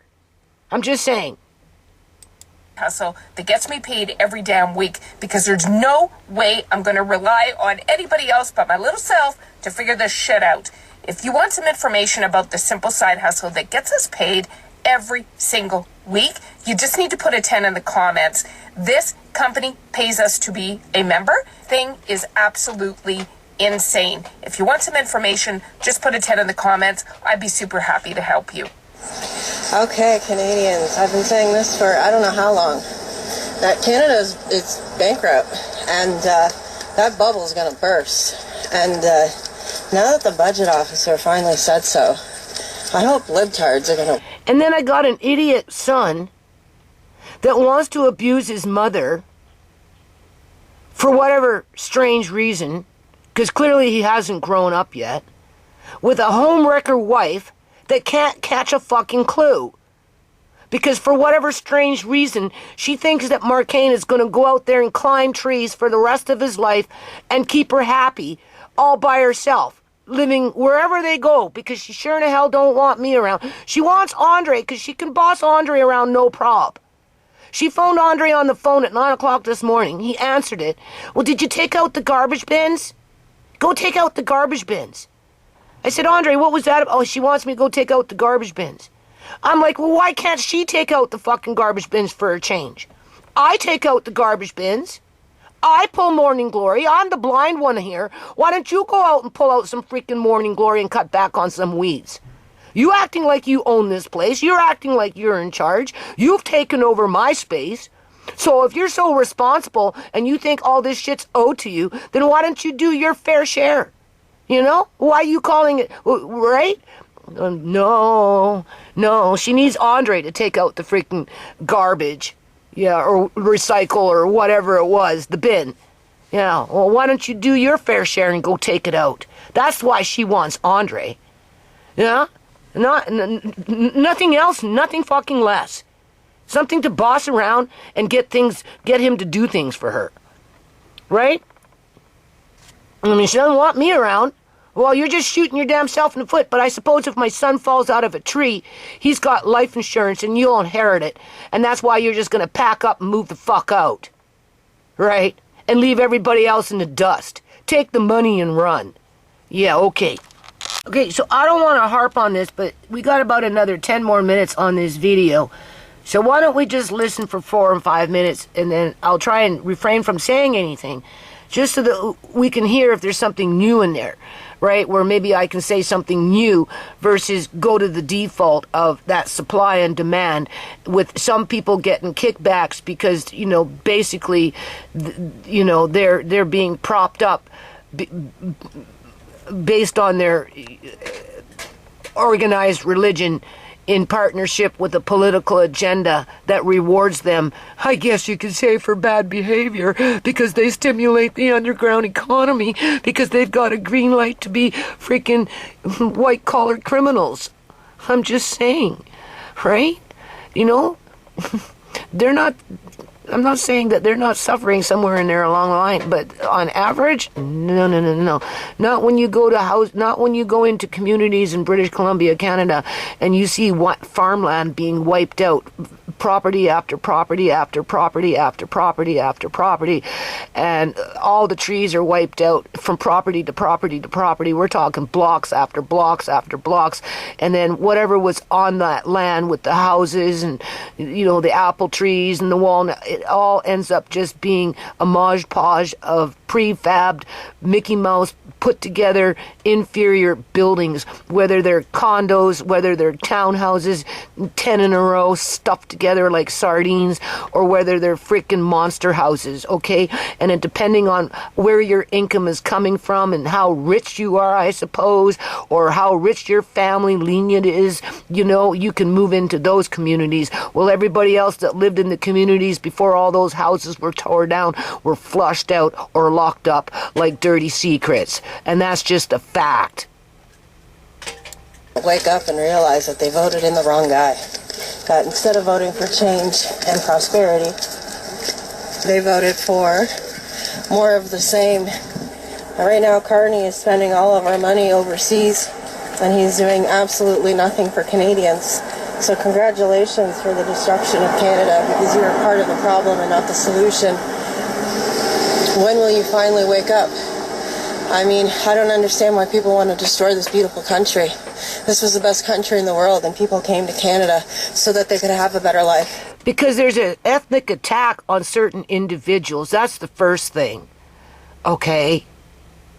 That's something that Caucasian Canadians aren't catching a clue on. All right? You're going to be like the savages in the Planet of Apes at some point in the future, because you're already basically being treated like that, because your trash, white trash, is being treated like that. And after the white trash fucking disappears, who do you think they're going after next? Well, those in Richmond that hold more assets. How about that? Do the math on that one. What kids are not being hired in the grocery stores? The white kids.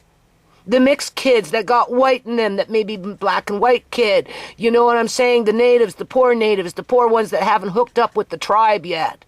But once those poor native kids hook up with the tribe, then they become instant millionaires, billionaires, because of those land grabs. So who's left to pick off the freaking post? The Caucasians and the blacks. There's not going to be too many left. And once they're gone, well, I don't know. Maybe the economy will stable itself out and everybody will be happy with their gated communities. I don't care if it's the CPP with their communist agenda sitting up in freaking that area of freaking British Columbia, Canada. You know, with the freaking Palestine Punjabis sitting up with their freaking little cozy little lifestyles within their gated community, with the Muslims over there sitting all honky-dory with their, because there's nobody else left to pick off, unless, of course, you just start breeding them for freaking body parts and still practice that caste system while our federal and provincial and municipal governments cover up those heinous crimes. Oh, they're just being born for body parts. That's what they were born for. Leave them be. That's what a caste system is about. Oh, they were just born to clean up other people's crap with a bucket and a spoon. Never rise above that freaking job title. Hell no. Go to India. Try and rise above that freaking title if you were born into it. No, you'll never leave that position as a job, gainful employment, cleaning up high and mighty Punjabis with their noses stuck up in the air, because those people were born into it. So therefore they have to stay there. You don't think they don't come here with that same kind of freaking attitude, right along with the Chinese, with their attitudes, with the Muslims, with their attitudes? Damn rights. So people can't be surprised. No. So that they could live freely and without fear. And now look, there's so much uncertainty, and it's only going to get worse. So I don't think my landlords are feeling uncertain with what they've got going on in their freaking portfolios. Not in the least. Not in the least. pray and return back to the Lord. They're just riding a storm. That's it. They've been riding the storm. And they will continue to ride the storm until it produces a profit, because that's good business, right? Or it's too late. God bless you all. Have a good day. So I just watched it. And while they rode that storm, they were able to build themselves a monster house in that gated community where they're well protected. Yeah. I'm just saying. That just didn't manifest by themselves because they were hard workers. No. Bank of Canada just said, and how we have to live. Well, they're quote-unquote peers, like those dudes next door that are building unaffordable housing with inferior pipes and whatever else they're doing out there, are setting the stage for families like mine to be evicted and become that supply if we don't get locked up. A lower standard of life in Canada because the country is bankrupt. So because of reckless spending, Canadians must sacrifice living a lower quality of life so that way our liberal government can continue to spend money without actually making any money for the country, but they're making money for themselves. Make that make sense. Okay, breaking news. After sending millions of taxpayer dollars outside of Canada and then telling Canadians that we need to sacrifice more, the Carney Liberal government will table their first budget tomorrow. And here's a sneak peek. $382.5 million on Women's Economic Leadership and Opportunities Fund. $54.6 million on Pride Security. $232 million on gender-based violence. I think we have laws for that, whether male or female, you get locked up. $5 billion for the Strategic Response Fund.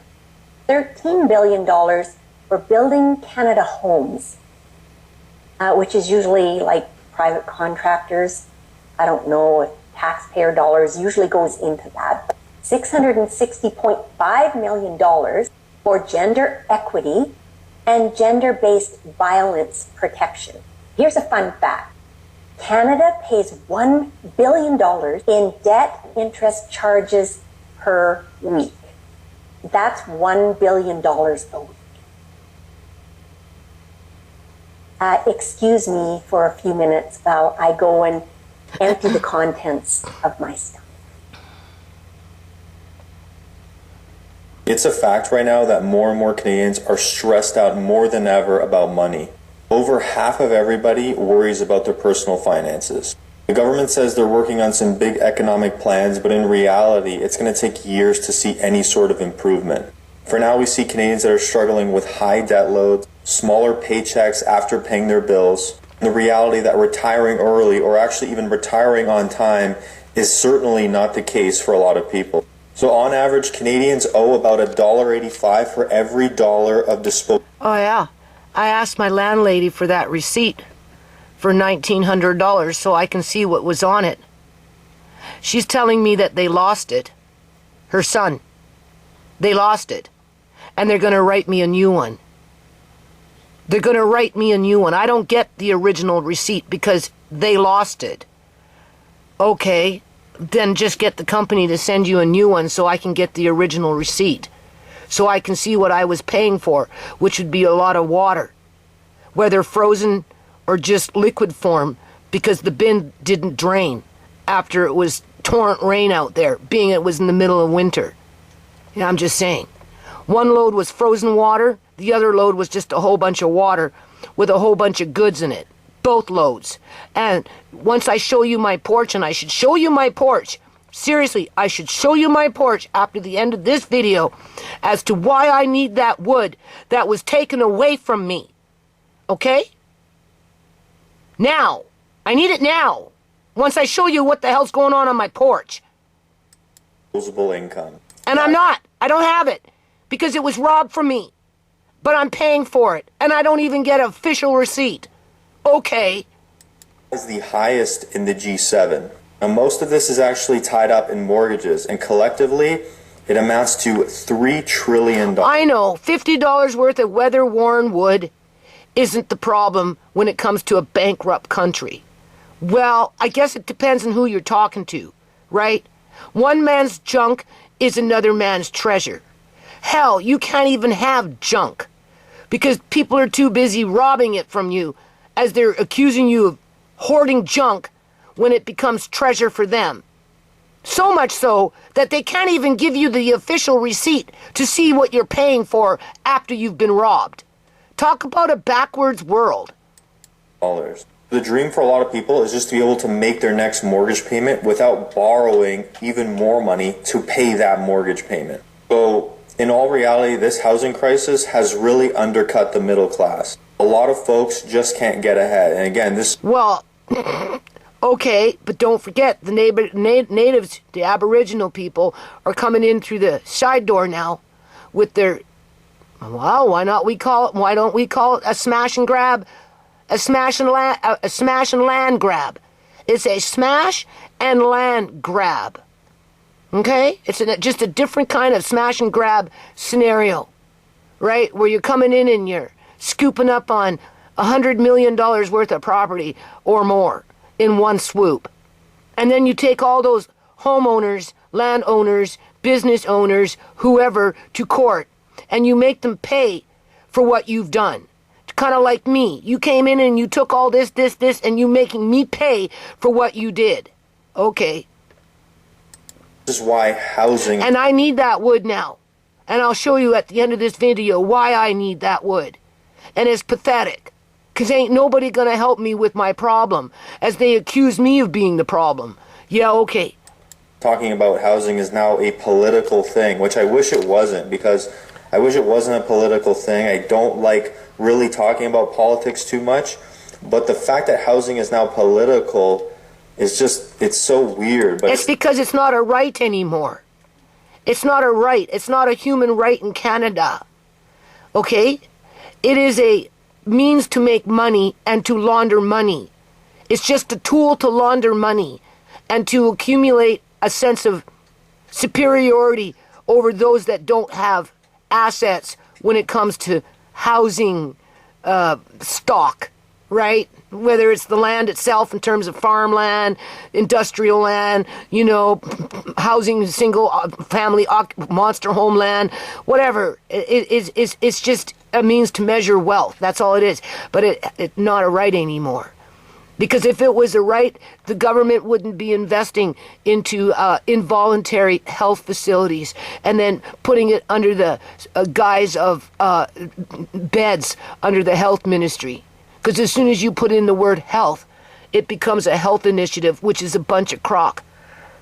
No, it's to hide the dirt, like a dirty secret, to stay away from the injustice of people being mistreated and used and abused so that they become a statistic in the end for Soylent Green. Soylent Green. Do you know what Soylent Green is? Sorry, body parts. Yeah. We wouldn't feed people to people. Oh, God forbid. That would be too heinous. It's okay, though, to rob organs. Steal people's teeth, right? Like what happened to Shimei. It's okay to lure people to their death who are vulnerable and deserved housing but never got it because that wasn't the political agenda, right? And take their organs and do what they do, God forbid what they did with Sierra's body, because I do not believe it was in that freaking coffin and in that fucking tomb. I don't. Sorry, boo-boo tomb. They came in later and they took it. if her body was even in that casket. There was a reason why they didn't want us to pick up that casket. Right? Under their COVID crap. Don't touch the dirt. Why? Because you might contaminate it with COVID. Yeah, don't touch the casket. You're not allowed to carry the casket. Why? It's my dead daughter. Because if you touch the casket, you might be putting COVID into the ground. Okay, do you hear that? Yeah. Okay, that tells you a whole lot of something. Now the reality. And again, we still have 3.8 million mortgages that are coming up for renewal at the end of 2026. We are just about to enter into that period. And 62% of those homeowners haven't felt... And that's for those that can remortgage. What about the ones in Richmond that can't? And that's just the first iceberg tipping up out of the water. Uncle John was just the iceberg, the tip of the iceberg, when they did what he was doing. But he was the tip of the iceberg to expose what was already going on. And it hasn't stopped. Okay? Because the building boom hasn't stopped. Because the laundering of the money hasn't stopped. And now what the natives are doing is the first tip in the iceberg coming to the surface. Do you honestly think it's going to stop? Hell no. The pressure of higher mortgage payments yet. Unfortunately, I think more pain is coming for a lot of these people. At the same time, everything else costs more. We all can feel it. When we go to the grocery store, even when we go to Costco, we're spending way more than we used to. Stats Canada even tells us that our household spending is outpacing the amount that our incomes are growing. Naturally, people have to borrow just to keep up. But now even the borrowing is slowing down because people are truly maxing out. So for a while, a lot of Canadians' income is going towards paying off their debt and not actually saving or building for retirement. So it looks like we're entering another decade of lower standard of living. Hey, it looks like things are rolling at Point S these days. I hope so.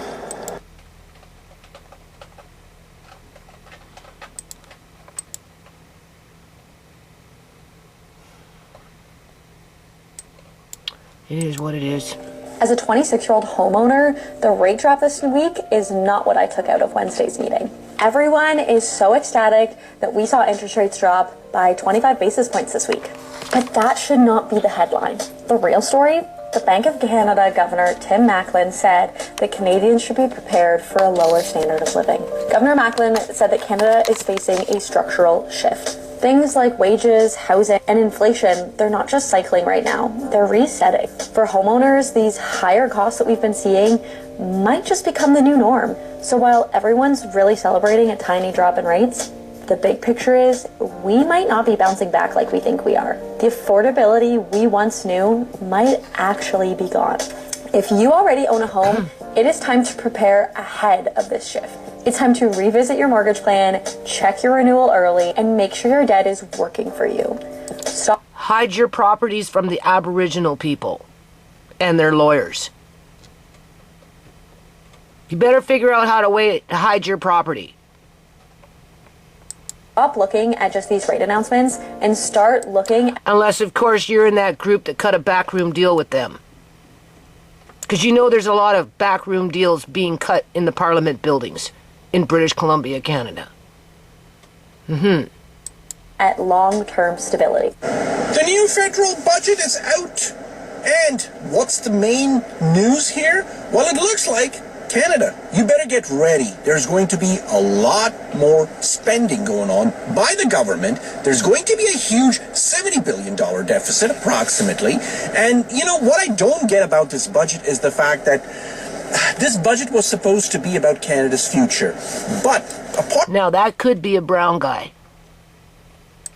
from the fact that they have targeted some bureaucracy cuts, which is good. We don't need that many government jobs. That's good.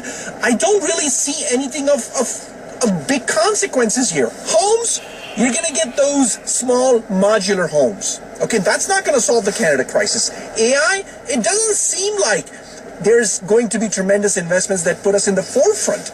And oil and gas and natural resources. I've been saying this all along. Why are we not using our... Oh, yeah. All along. I think this guy is maybe Punjabi. All along, he come from India. So finally, we got somebody that's brown speaking out. Natural resources. Why not? It looks like we're in for more pain, Canada. Canada, just when we thought it couldn't get any worse, it does. In a recent conference, the governor of the Bank of Canada has stated, unless we make some changes, our standard of living as Canadians is going to be lower than it's already been. What's most concerning is that unless we change them up. And my son wants to mess with my food preps. Okay. You might need those food preps in 5 freaking years from now. Whether you buy a house or not, with or without my help, not that I could help you very much, but what little help I was going to give, I'm not giving it. What for? To be abused and used and mistreated? I don't think so. But you still might need those food preps. Be thankful that I bought freaking spices and I put them away for long term so that when you open the jar and you smell it, versus looking that it was sealed in 2015 and that it's old and that it's no good, you might be grateful that you have it and it smells good and it tastes good because your mother took the time to freaking care about you to make sure that it was stored properly, that it could sit for 10, 15, 25 freaking years, because sooner or later the shit's gonna hit the fan. Not everybody is safe. Only some people are safe in a backwards world. And you gotta be a nasty person, or I don't even want to call it a person, because by then there won't be too many people around, except for maybe those swinging off those power line poles. Everybody else will be altered, because they're already altering them, one way or another, in terms of the Borg, with their nanotechnology or whatever technology they're implanting into human bodies. If they're not straight up freaking putting a freaking robotoid in front of your face, perpetrating as a human being to fool you. Yeah. Like that robotoid corner with Sierra. If you've been watching my videos and you know anything about what happened to Sierra. Other things, our standard of living as a country, Canadians, is going to be lower than it otherwise would have been. Can you imagine what the technology is like now after 5 years of running that robotoid? Because it was still pretty, I don't think it was very high tech. But then I could be wrong. In terms of that corner that I recorded and then took her face, forget the her, took its face to exposure and exposed the big gaping black holes that were considered to be eyes with a big black hole in its cheek, because something was under there that was very dense, some sort of operating, probably something to make its mouth move, right? You know, it was right in the cheek here, so it probably had something like a little motor or something to make the mouth move, while the motherboard was in its hair. The motherboard was in its hair. That was in 2020, March of 2020. We're almost at the end of 2025. They've had 5 years to tweak that technology. Okay? And the only reason I know what it is because I did take the time to take it to freaking exposure. On the grace of God, that it actually, my camera actually captured it before that thing with those nasty, dirty cops, if you want to call them shapeshifter cops, slammed the door in my family's face as my dead daughter's, supposedly dead daughter's body was behind the door with her hand sticking out. And then they conspired on the inside how to get rid of my family and me, so they could rush her body off to harvest it. Whatever they were harvesting, as they were loosh harvesting. Okay? Don't be surprised what's going to happen in 5 years. Think twice before you throw out what you throw out. How demotivating is that to hear as a young Canadian? I'll keep saying this in my videos. Investing as a young Canadian is no longer an option. It's mandatory. But then you could do a Tamika Johnson and spread your coochie on freaking OnlyFans. Do a double dip. with your sidekick. Yeah, maybe you'll be successful in life. But then again, you crawled out of that deep, dark, black hole, right? You had to sacrifice something. So there's your sacrifice. Simply working hard no longer gets you a middle-class life. You have to do more than that. Yeah, you have to do more than that.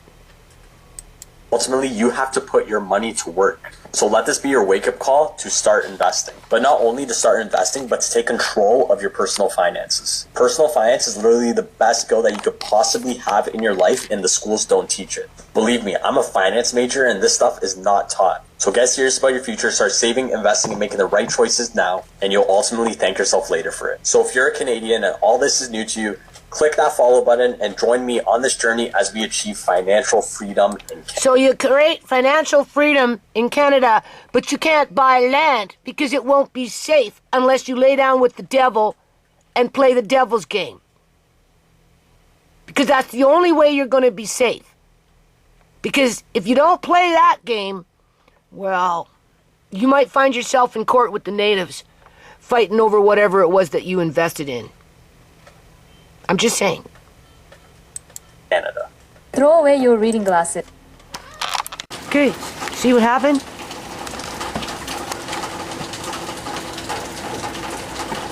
This is everything falling apart.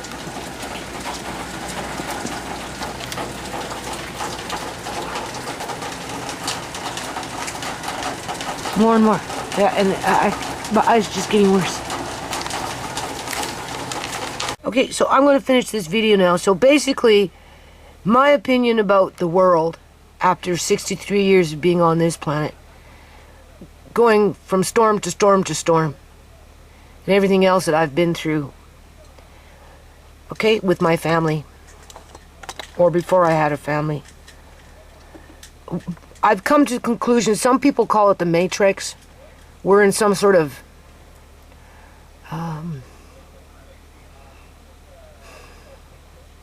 imaginary world where it's based on illusions with something else operating in the background. I think that's how they view a matrix.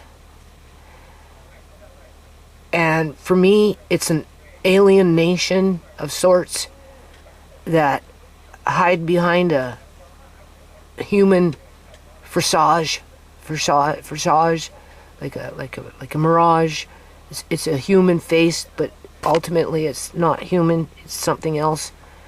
I don't think it's all robotics. I don't. I think there are such things as shapeshifters and chimeras.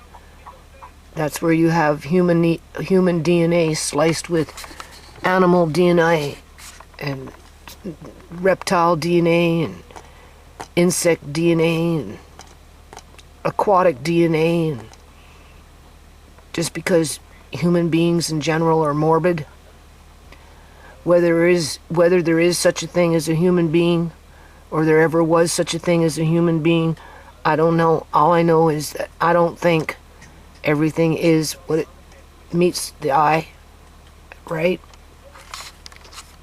I think there's an undercurrent of evilness that manipulates the world and is in control of the world, and that's why people think they're in a matrix, right? So whatever is going on in the economy is just falls under that umbrella where humans are harvested like cattle and used as a resource, as whoever is running the show pits one against the other in terms of that organized religion against another ethnic group with their so-called organized religion. So Punjabis versus Christians, Christians versus freaking Muslims, Muslims versus Catholic, Buddhist versus atheist or whatever, right? But ultimately it's all being controlled by a mainframe, to which is trying to use technology as a means to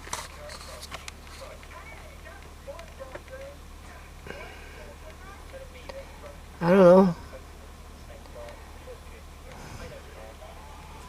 build an empire for themselves at the exploitation of everybody else below their caste system, which is more superior than the Punjabis, more superior than the natives, more superior than the Muslims, more superior than the Caucasians. Although I do believe there's a pecking order in there, where some of these ethnic groups have already made the decision to, I guess you could say, side with the devil so that they can have prosperous lives while on this earth, right? But I don't think it's just a devil that controls the narrative. I do believe there is an entity that is beyond human and only uses humans as a resource for its end goal. That's my opinion after all these years, just in light of what's happened to me as a child, growing up as a teenager, young person, my family, my children, Uncle John, and the deviancy around people who commit heinous crimes with no guilt or remorse, and how that infection spreads out to the smash and grab RIAs, which is, you can consider a petty crime, considering what happened to Shimei and Sierra and Uncle John, and you can even say what happened to Amari at the time of his birth with a corrupt government covering up birth injuries so that they don't have to be held to account, or whatever. So, with a country going bankrupt like Canada, as it's being infiltrated by racist, on average, immigrants to replace certain ethnic groups within Canada, to replace us, and for whatever gain that they're going to gain from it, I don't know. These politicians that you look at in the Parliament building, like I said, they're not all what you think they are. They're not all human. Whether they're straight up a robotoid, whether they're straight up a freaking clone, whether they're straight up a chimera, whether they're straight up a freaking shapeshifter, or a mosh podge of everything in there. They're altered. And I will take that to my grave. And if I come across them on my deathbed, like Sierra, behind that closed door, with those shapeshifters handling that robotoid that was posing as a coroner, getting paid by taxpayers as a coroner, when in fact it was not. Well, I don't know how I'm going to fight back, people. I really don't. Because there's too many of them. It's an infestation. And that's what makes humans cattle. They're beyond being overseers and masters. Politics anymore. This is about survival.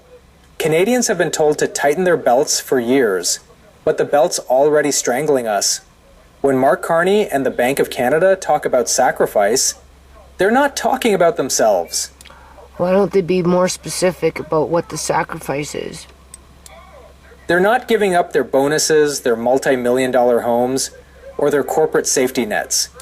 Well, that could be because they're a robotoid like that coroner that works for the British Columbia Canadian government that covers up murder so that money can be laundered through the housing market on the sale of body parts under the table and then covered up in court. Okay, clearly the power went out downstairs, so that will come back on in a minute. Okay, so we're going to just finish this. So I spoke to my doctor yesterday on the phone about my eyes, right? The eye doctor. He seems to think that whatever's going on with me is to do with the late-stage glaucoma. I told him, I said, oh, maybe I got injured with, I think those 3 tests in a row was a little bit too much. And maybe it did something to my eyes because I couldn't make the appointment right. So I ended up doing a telephone call, but I rebooked the appointment just in a couple of 2-3 weeks from now. I told him he needs to maybe hook me up with that other specialist to talk about surgery. So he's working on that. I mean, whatever, even if I went and seen him, there's nothing he can do to stop whatever's making my eyes like so blurry ever since I've seen him. You know, maybe it's the eye drops, maybe not, I don't know. All I know is life sucks. So in the meantime, let's just finish this video. Talking about you, the worker, the parent, the student. They're talking about the people who make this country function, and yet can barely afford to live in it. The truth is, this isn't sacrifice anymore, it's suffering. And what makes it worse is that they're normalized. Yeah, you suffer when you think about ending up homeless. Or you have to give away everything to end up in a shack and pay out of your nose so that the gated community can prosper while you just are a sitting duck with whatever remaining family that you have. Yeah, basically. And you live in squalor.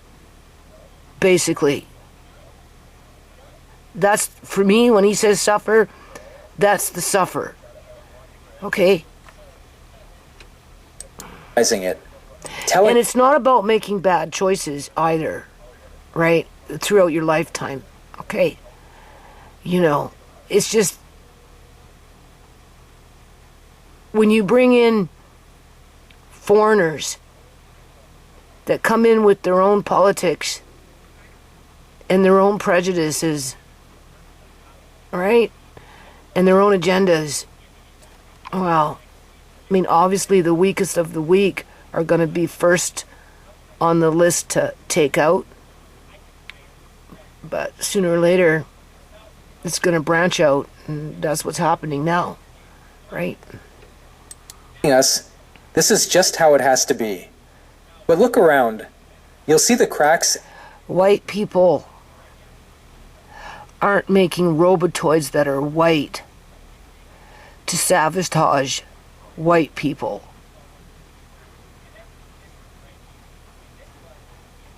In terms of, if you look at a parliament building, the majority is white.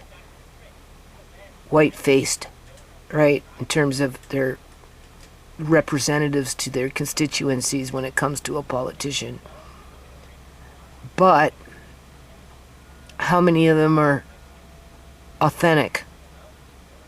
How many of them are 100% human DNA with a human agenda for all people, including white people? I'm just using white as the example because that's the predominant so-called majority, when it's not a majority, it's a minority, and the minority is getting smaller and smaller and smaller until such a time it becomes the planet of the apes, and the savages, the white people, will be swinging from freaking power lines, power, utility poles, from line to line, from pole to pole, because they're homeless. And they'll be swinging to get away from those body snatchers that want to either lock them up or maybe harvest them, whether dead or even alive for that matter, depending on who put the call out for the harvest. Everywhere. In small towns where stores are closing, in big cities where tents replace homes, in grocery aisles where tents replace homes, where those tents get taken down by city officials and cops as the people are rounded up and involuntarily committed into health facilities. Sure. People put food back because they can't afford it. Canada used to be a land of opportunity. Or you get the smash and grab RIAs. Now, it's become a test of endurance. How long can you keep working without breaking? How long can you survive in a system that keeps demanding more while giving you less and less? But here's the thing. This can't go on forever. The voices of ordinary Canadians are getting louder. We're starting to question, to push back, to demand accountability. Because if the system keeps... Yeah, but that's only a small portion of the population. It doesn't reach into those gated communities where they're comfortable and it's business as usual with their best practices of whatever it is that they do to gain wealth, even though some of it is either borderline criminal or it's straight up criminal. But because our government's turned a blind eye to it, because it so-called stimulates the economy one way or another, yeah, it doesn't change now, does it? No. Asking us to sacrifice everything, then maybe it's time the system itself sacrifices something, for once. To everyone watching this, don't lose hope. This channel, Canadian Rant, isn't just about complaining. It's about connecting, questioning, and standing together. Because change starts with a... No, we have too many gated communities to be standing together. I think so.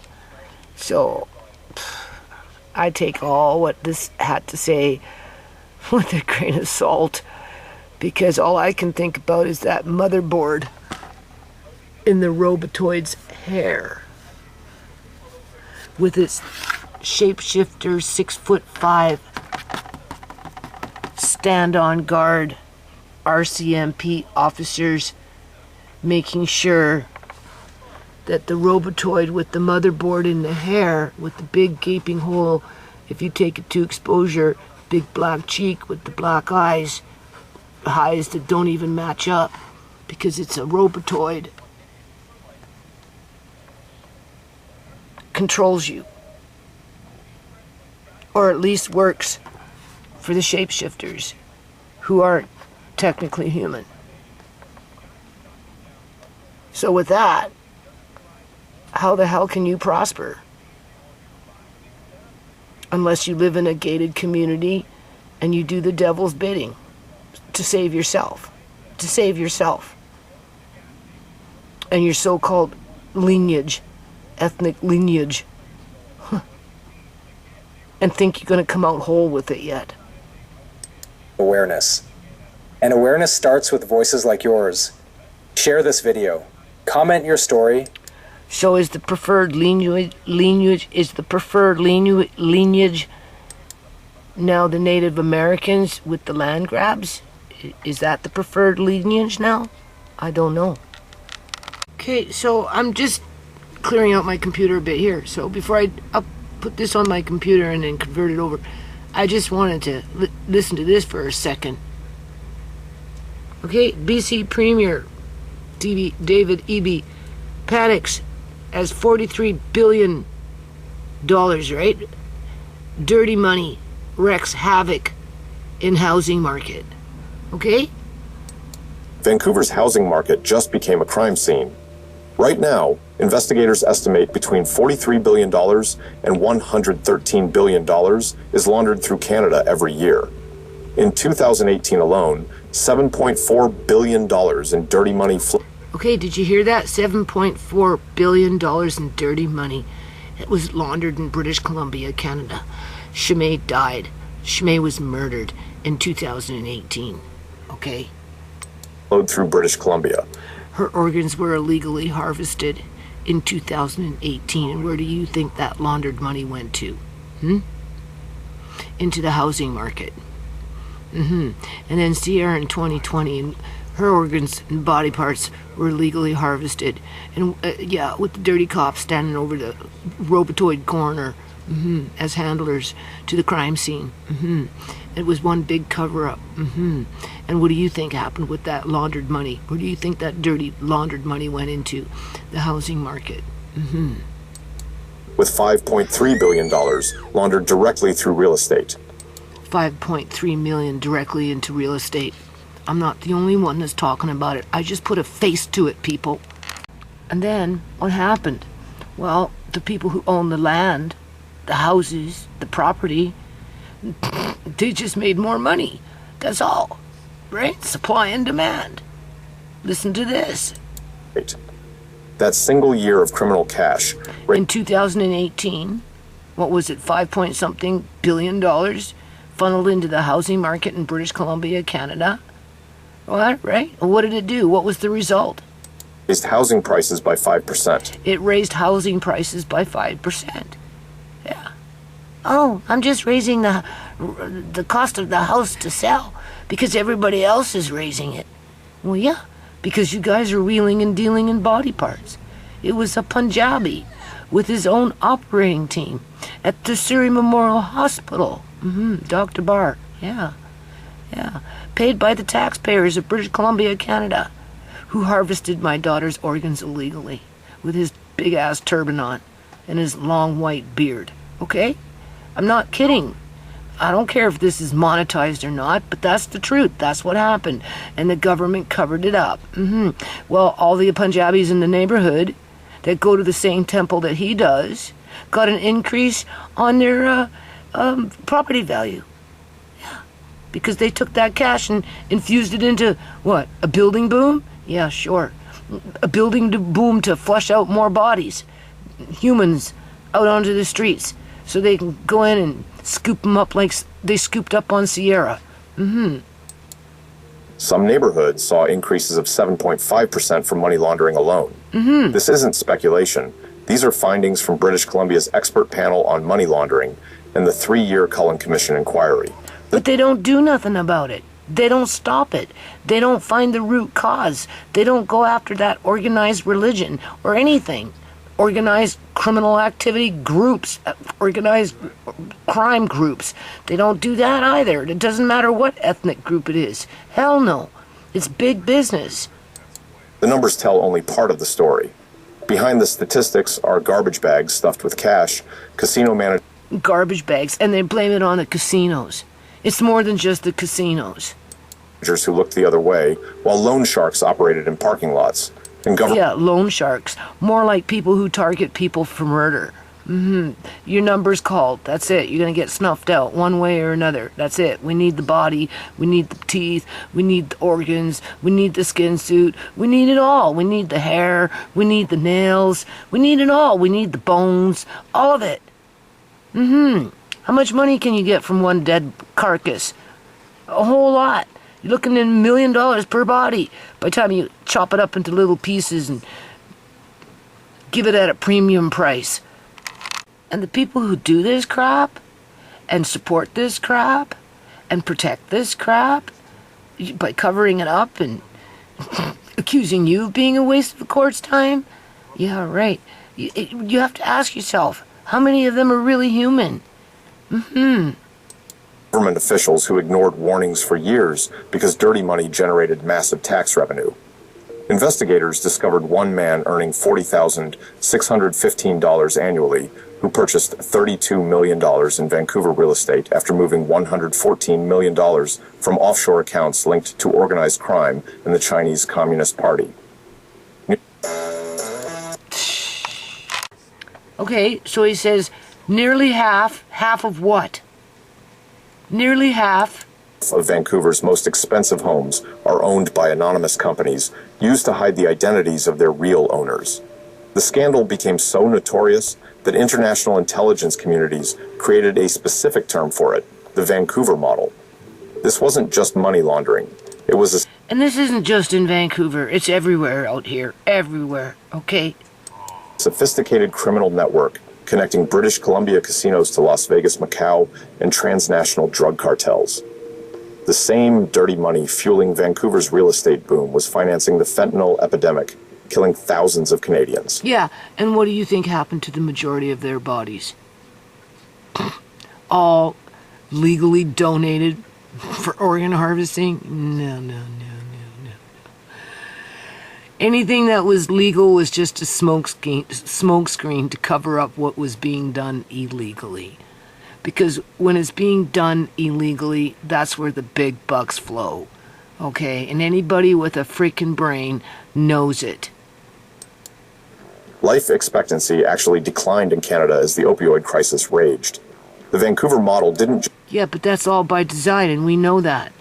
And it's not just the Chinese selling the crap either, okay? Just priced families out of homes. It destroyed lives, funded organized crime, and compromised national security. Between 2010 and 2015, Richmond's River Rock Casino became ground zero for what investigators would later call the most Just another smokescreen. Right? Just another smokescreen. brazen money laundering operation in Canadian history. High rollers, primarily from China, arrived with duffel bags, hockey bags, and garbage bags filled with $20 bills. Hundreds of thousands of dollars at a time, sometimes millions. The bills came packaged in stacks, consistent with drug trafficking proceeds. Casino surveillance staff watched as loan sharks delivered the cash to VIP gamblers who had traveled from China specifically to play high-stakes baccarat in private. I wonder if he's going to talk about the wheeling and dealing of body parts. Yeah. Rooms. One surveillance manager, John Karlovec, testified before the Cullen Commission about what he witnessed. High rollers regularly arrived with bags full of cash, ready to gamble. Even when he raised concerns, nothing changed. The business was too lucrative. According to former River Rock... Exactly. Nothing changes because it's too lucrative. General Manager Rick Duff, the VIP room drove 50% of the casino's revenue. VIP managers showered high rollers with gifts, concert tickets, and dinners. They took them out personally to keep them happy and gambling. When investigators tried to question these customers about their source of funds, casino managers pushed back. They didn't want anyone interfering with their VIP business. The loan sharks operated... Yeah, the government pushed back on me because they didn't want anyone interfering with the trafficking of body parts. Yeah. Openly. Paul King Jin, a They want to keep the big investors happy and fat. notorious figure later linked to organized crime, was banned from... So they can get their kickbacks, right? River Rock Casino in 2012. But he simply moved his operation to the parking lot, delivering cash directly to gamblers outside the building. Former compliance manager Robert Croker admitted under oath that he knew Jin was providing funds to VIPs, but never instructed staff to turn away customers who received Jin's money. The system worked too well to interrupt it. The scale... That's all I gotta say, too. The system works too well to interrupt it. Thank you very much, Premier David E.B. So yeah, this just burns my goat.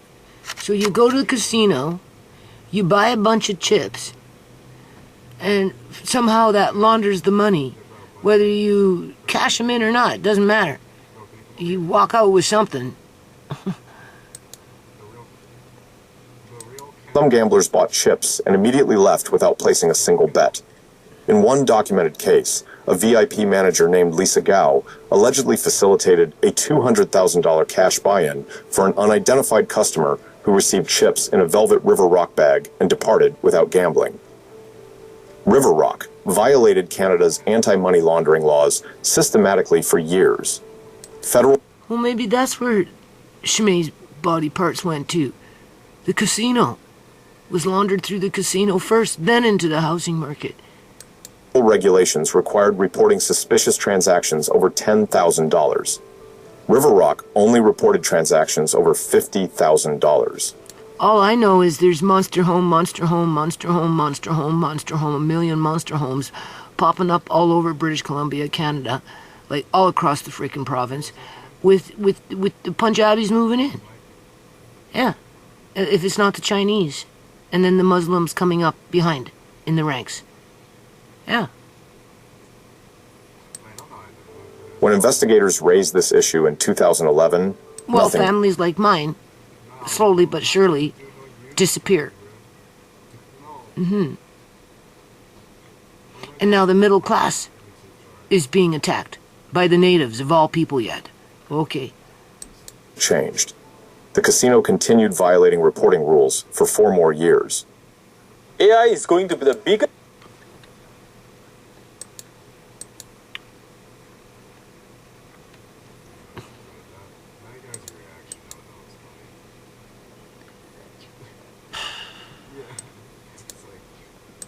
BC Lottery Corporation investigator Ross Alderson warned his superiors in a September 2011 email that River Rock might be helping high rollers avoid suspicious transaction reports. His warnings were ignored. Stephen Beeksma, another Lottery Corporation investigator, testified he was told to cut that shit out by his superior Terry Towns after questioning. That guy was supposed to meet with me and Shimei. But he's an F-tard. Probably isn't even real. No. He ditched us. Made an appointment and everything, and when we showed up, he just didn't show up. Nope. Questioning high rollers about their funds. We were trying to promote the Universal School Meal Program initiative.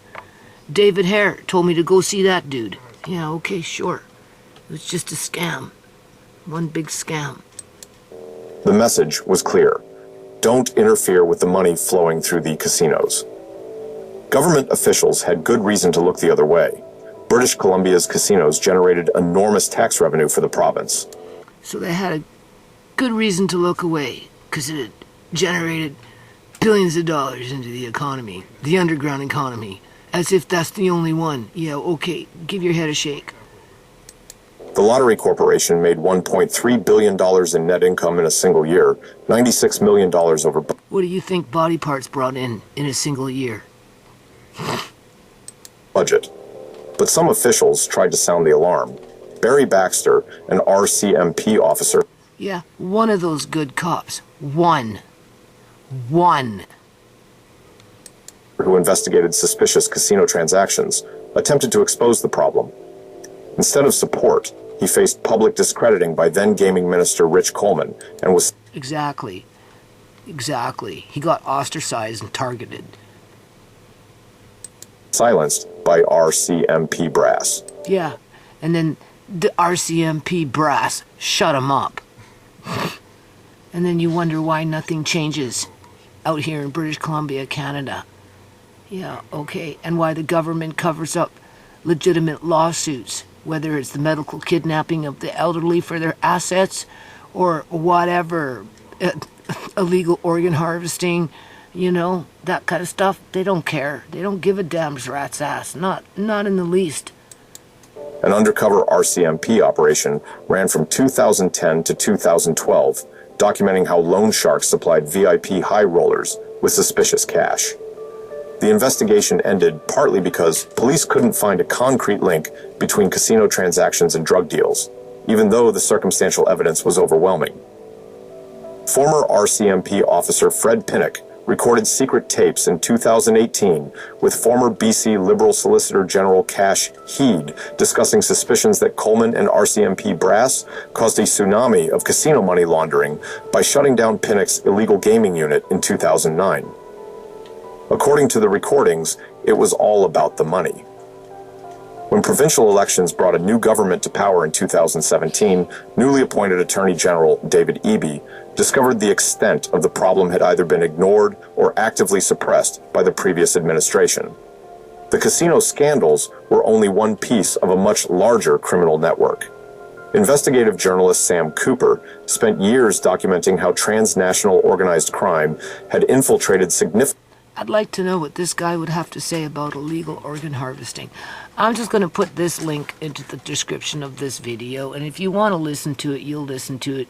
If you want to ignore it and act like it doesn't exist, well, obviously you're going to do that, and if you do that, then definitely you're part of the freaking problem. Seriously, no justice, no peace. Middle-class families. What the Cullen Commission definitively established was that greed, corruption, and willful blindness had allowed money laundering to flourish for years. Casino operators prioritized profits over compliance. BC Lottery Corporation executives ignored their anti-money laundering obligations. Gaming regulators failed to enforce rules. Police investigations were undermined or shut down. And government officials turned a blind eye because casino revenue was too valuable to risk. The Attorney General acknowledged in 2019 that wealthy criminals and those attempting to evade taxes... Wealthy criminals, not those petty criminals. Oh my God, somebody acknowledged that we have wealthy criminals in British Columbia, Canada. the AKA New Congo, have had the run of our province for too long, to the point that they are now distorting our economy, hurting families looking for housing, and impacting those who You notice that? Looking for housing. have lost loved ones due to opioid overdose.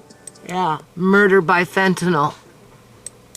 The government launched reforms, Canada's first public registry of beneficial owners, to end hidden ownership of real estate, an online register for pre-sale condo assignments, updated property transfer tax returns to uncover...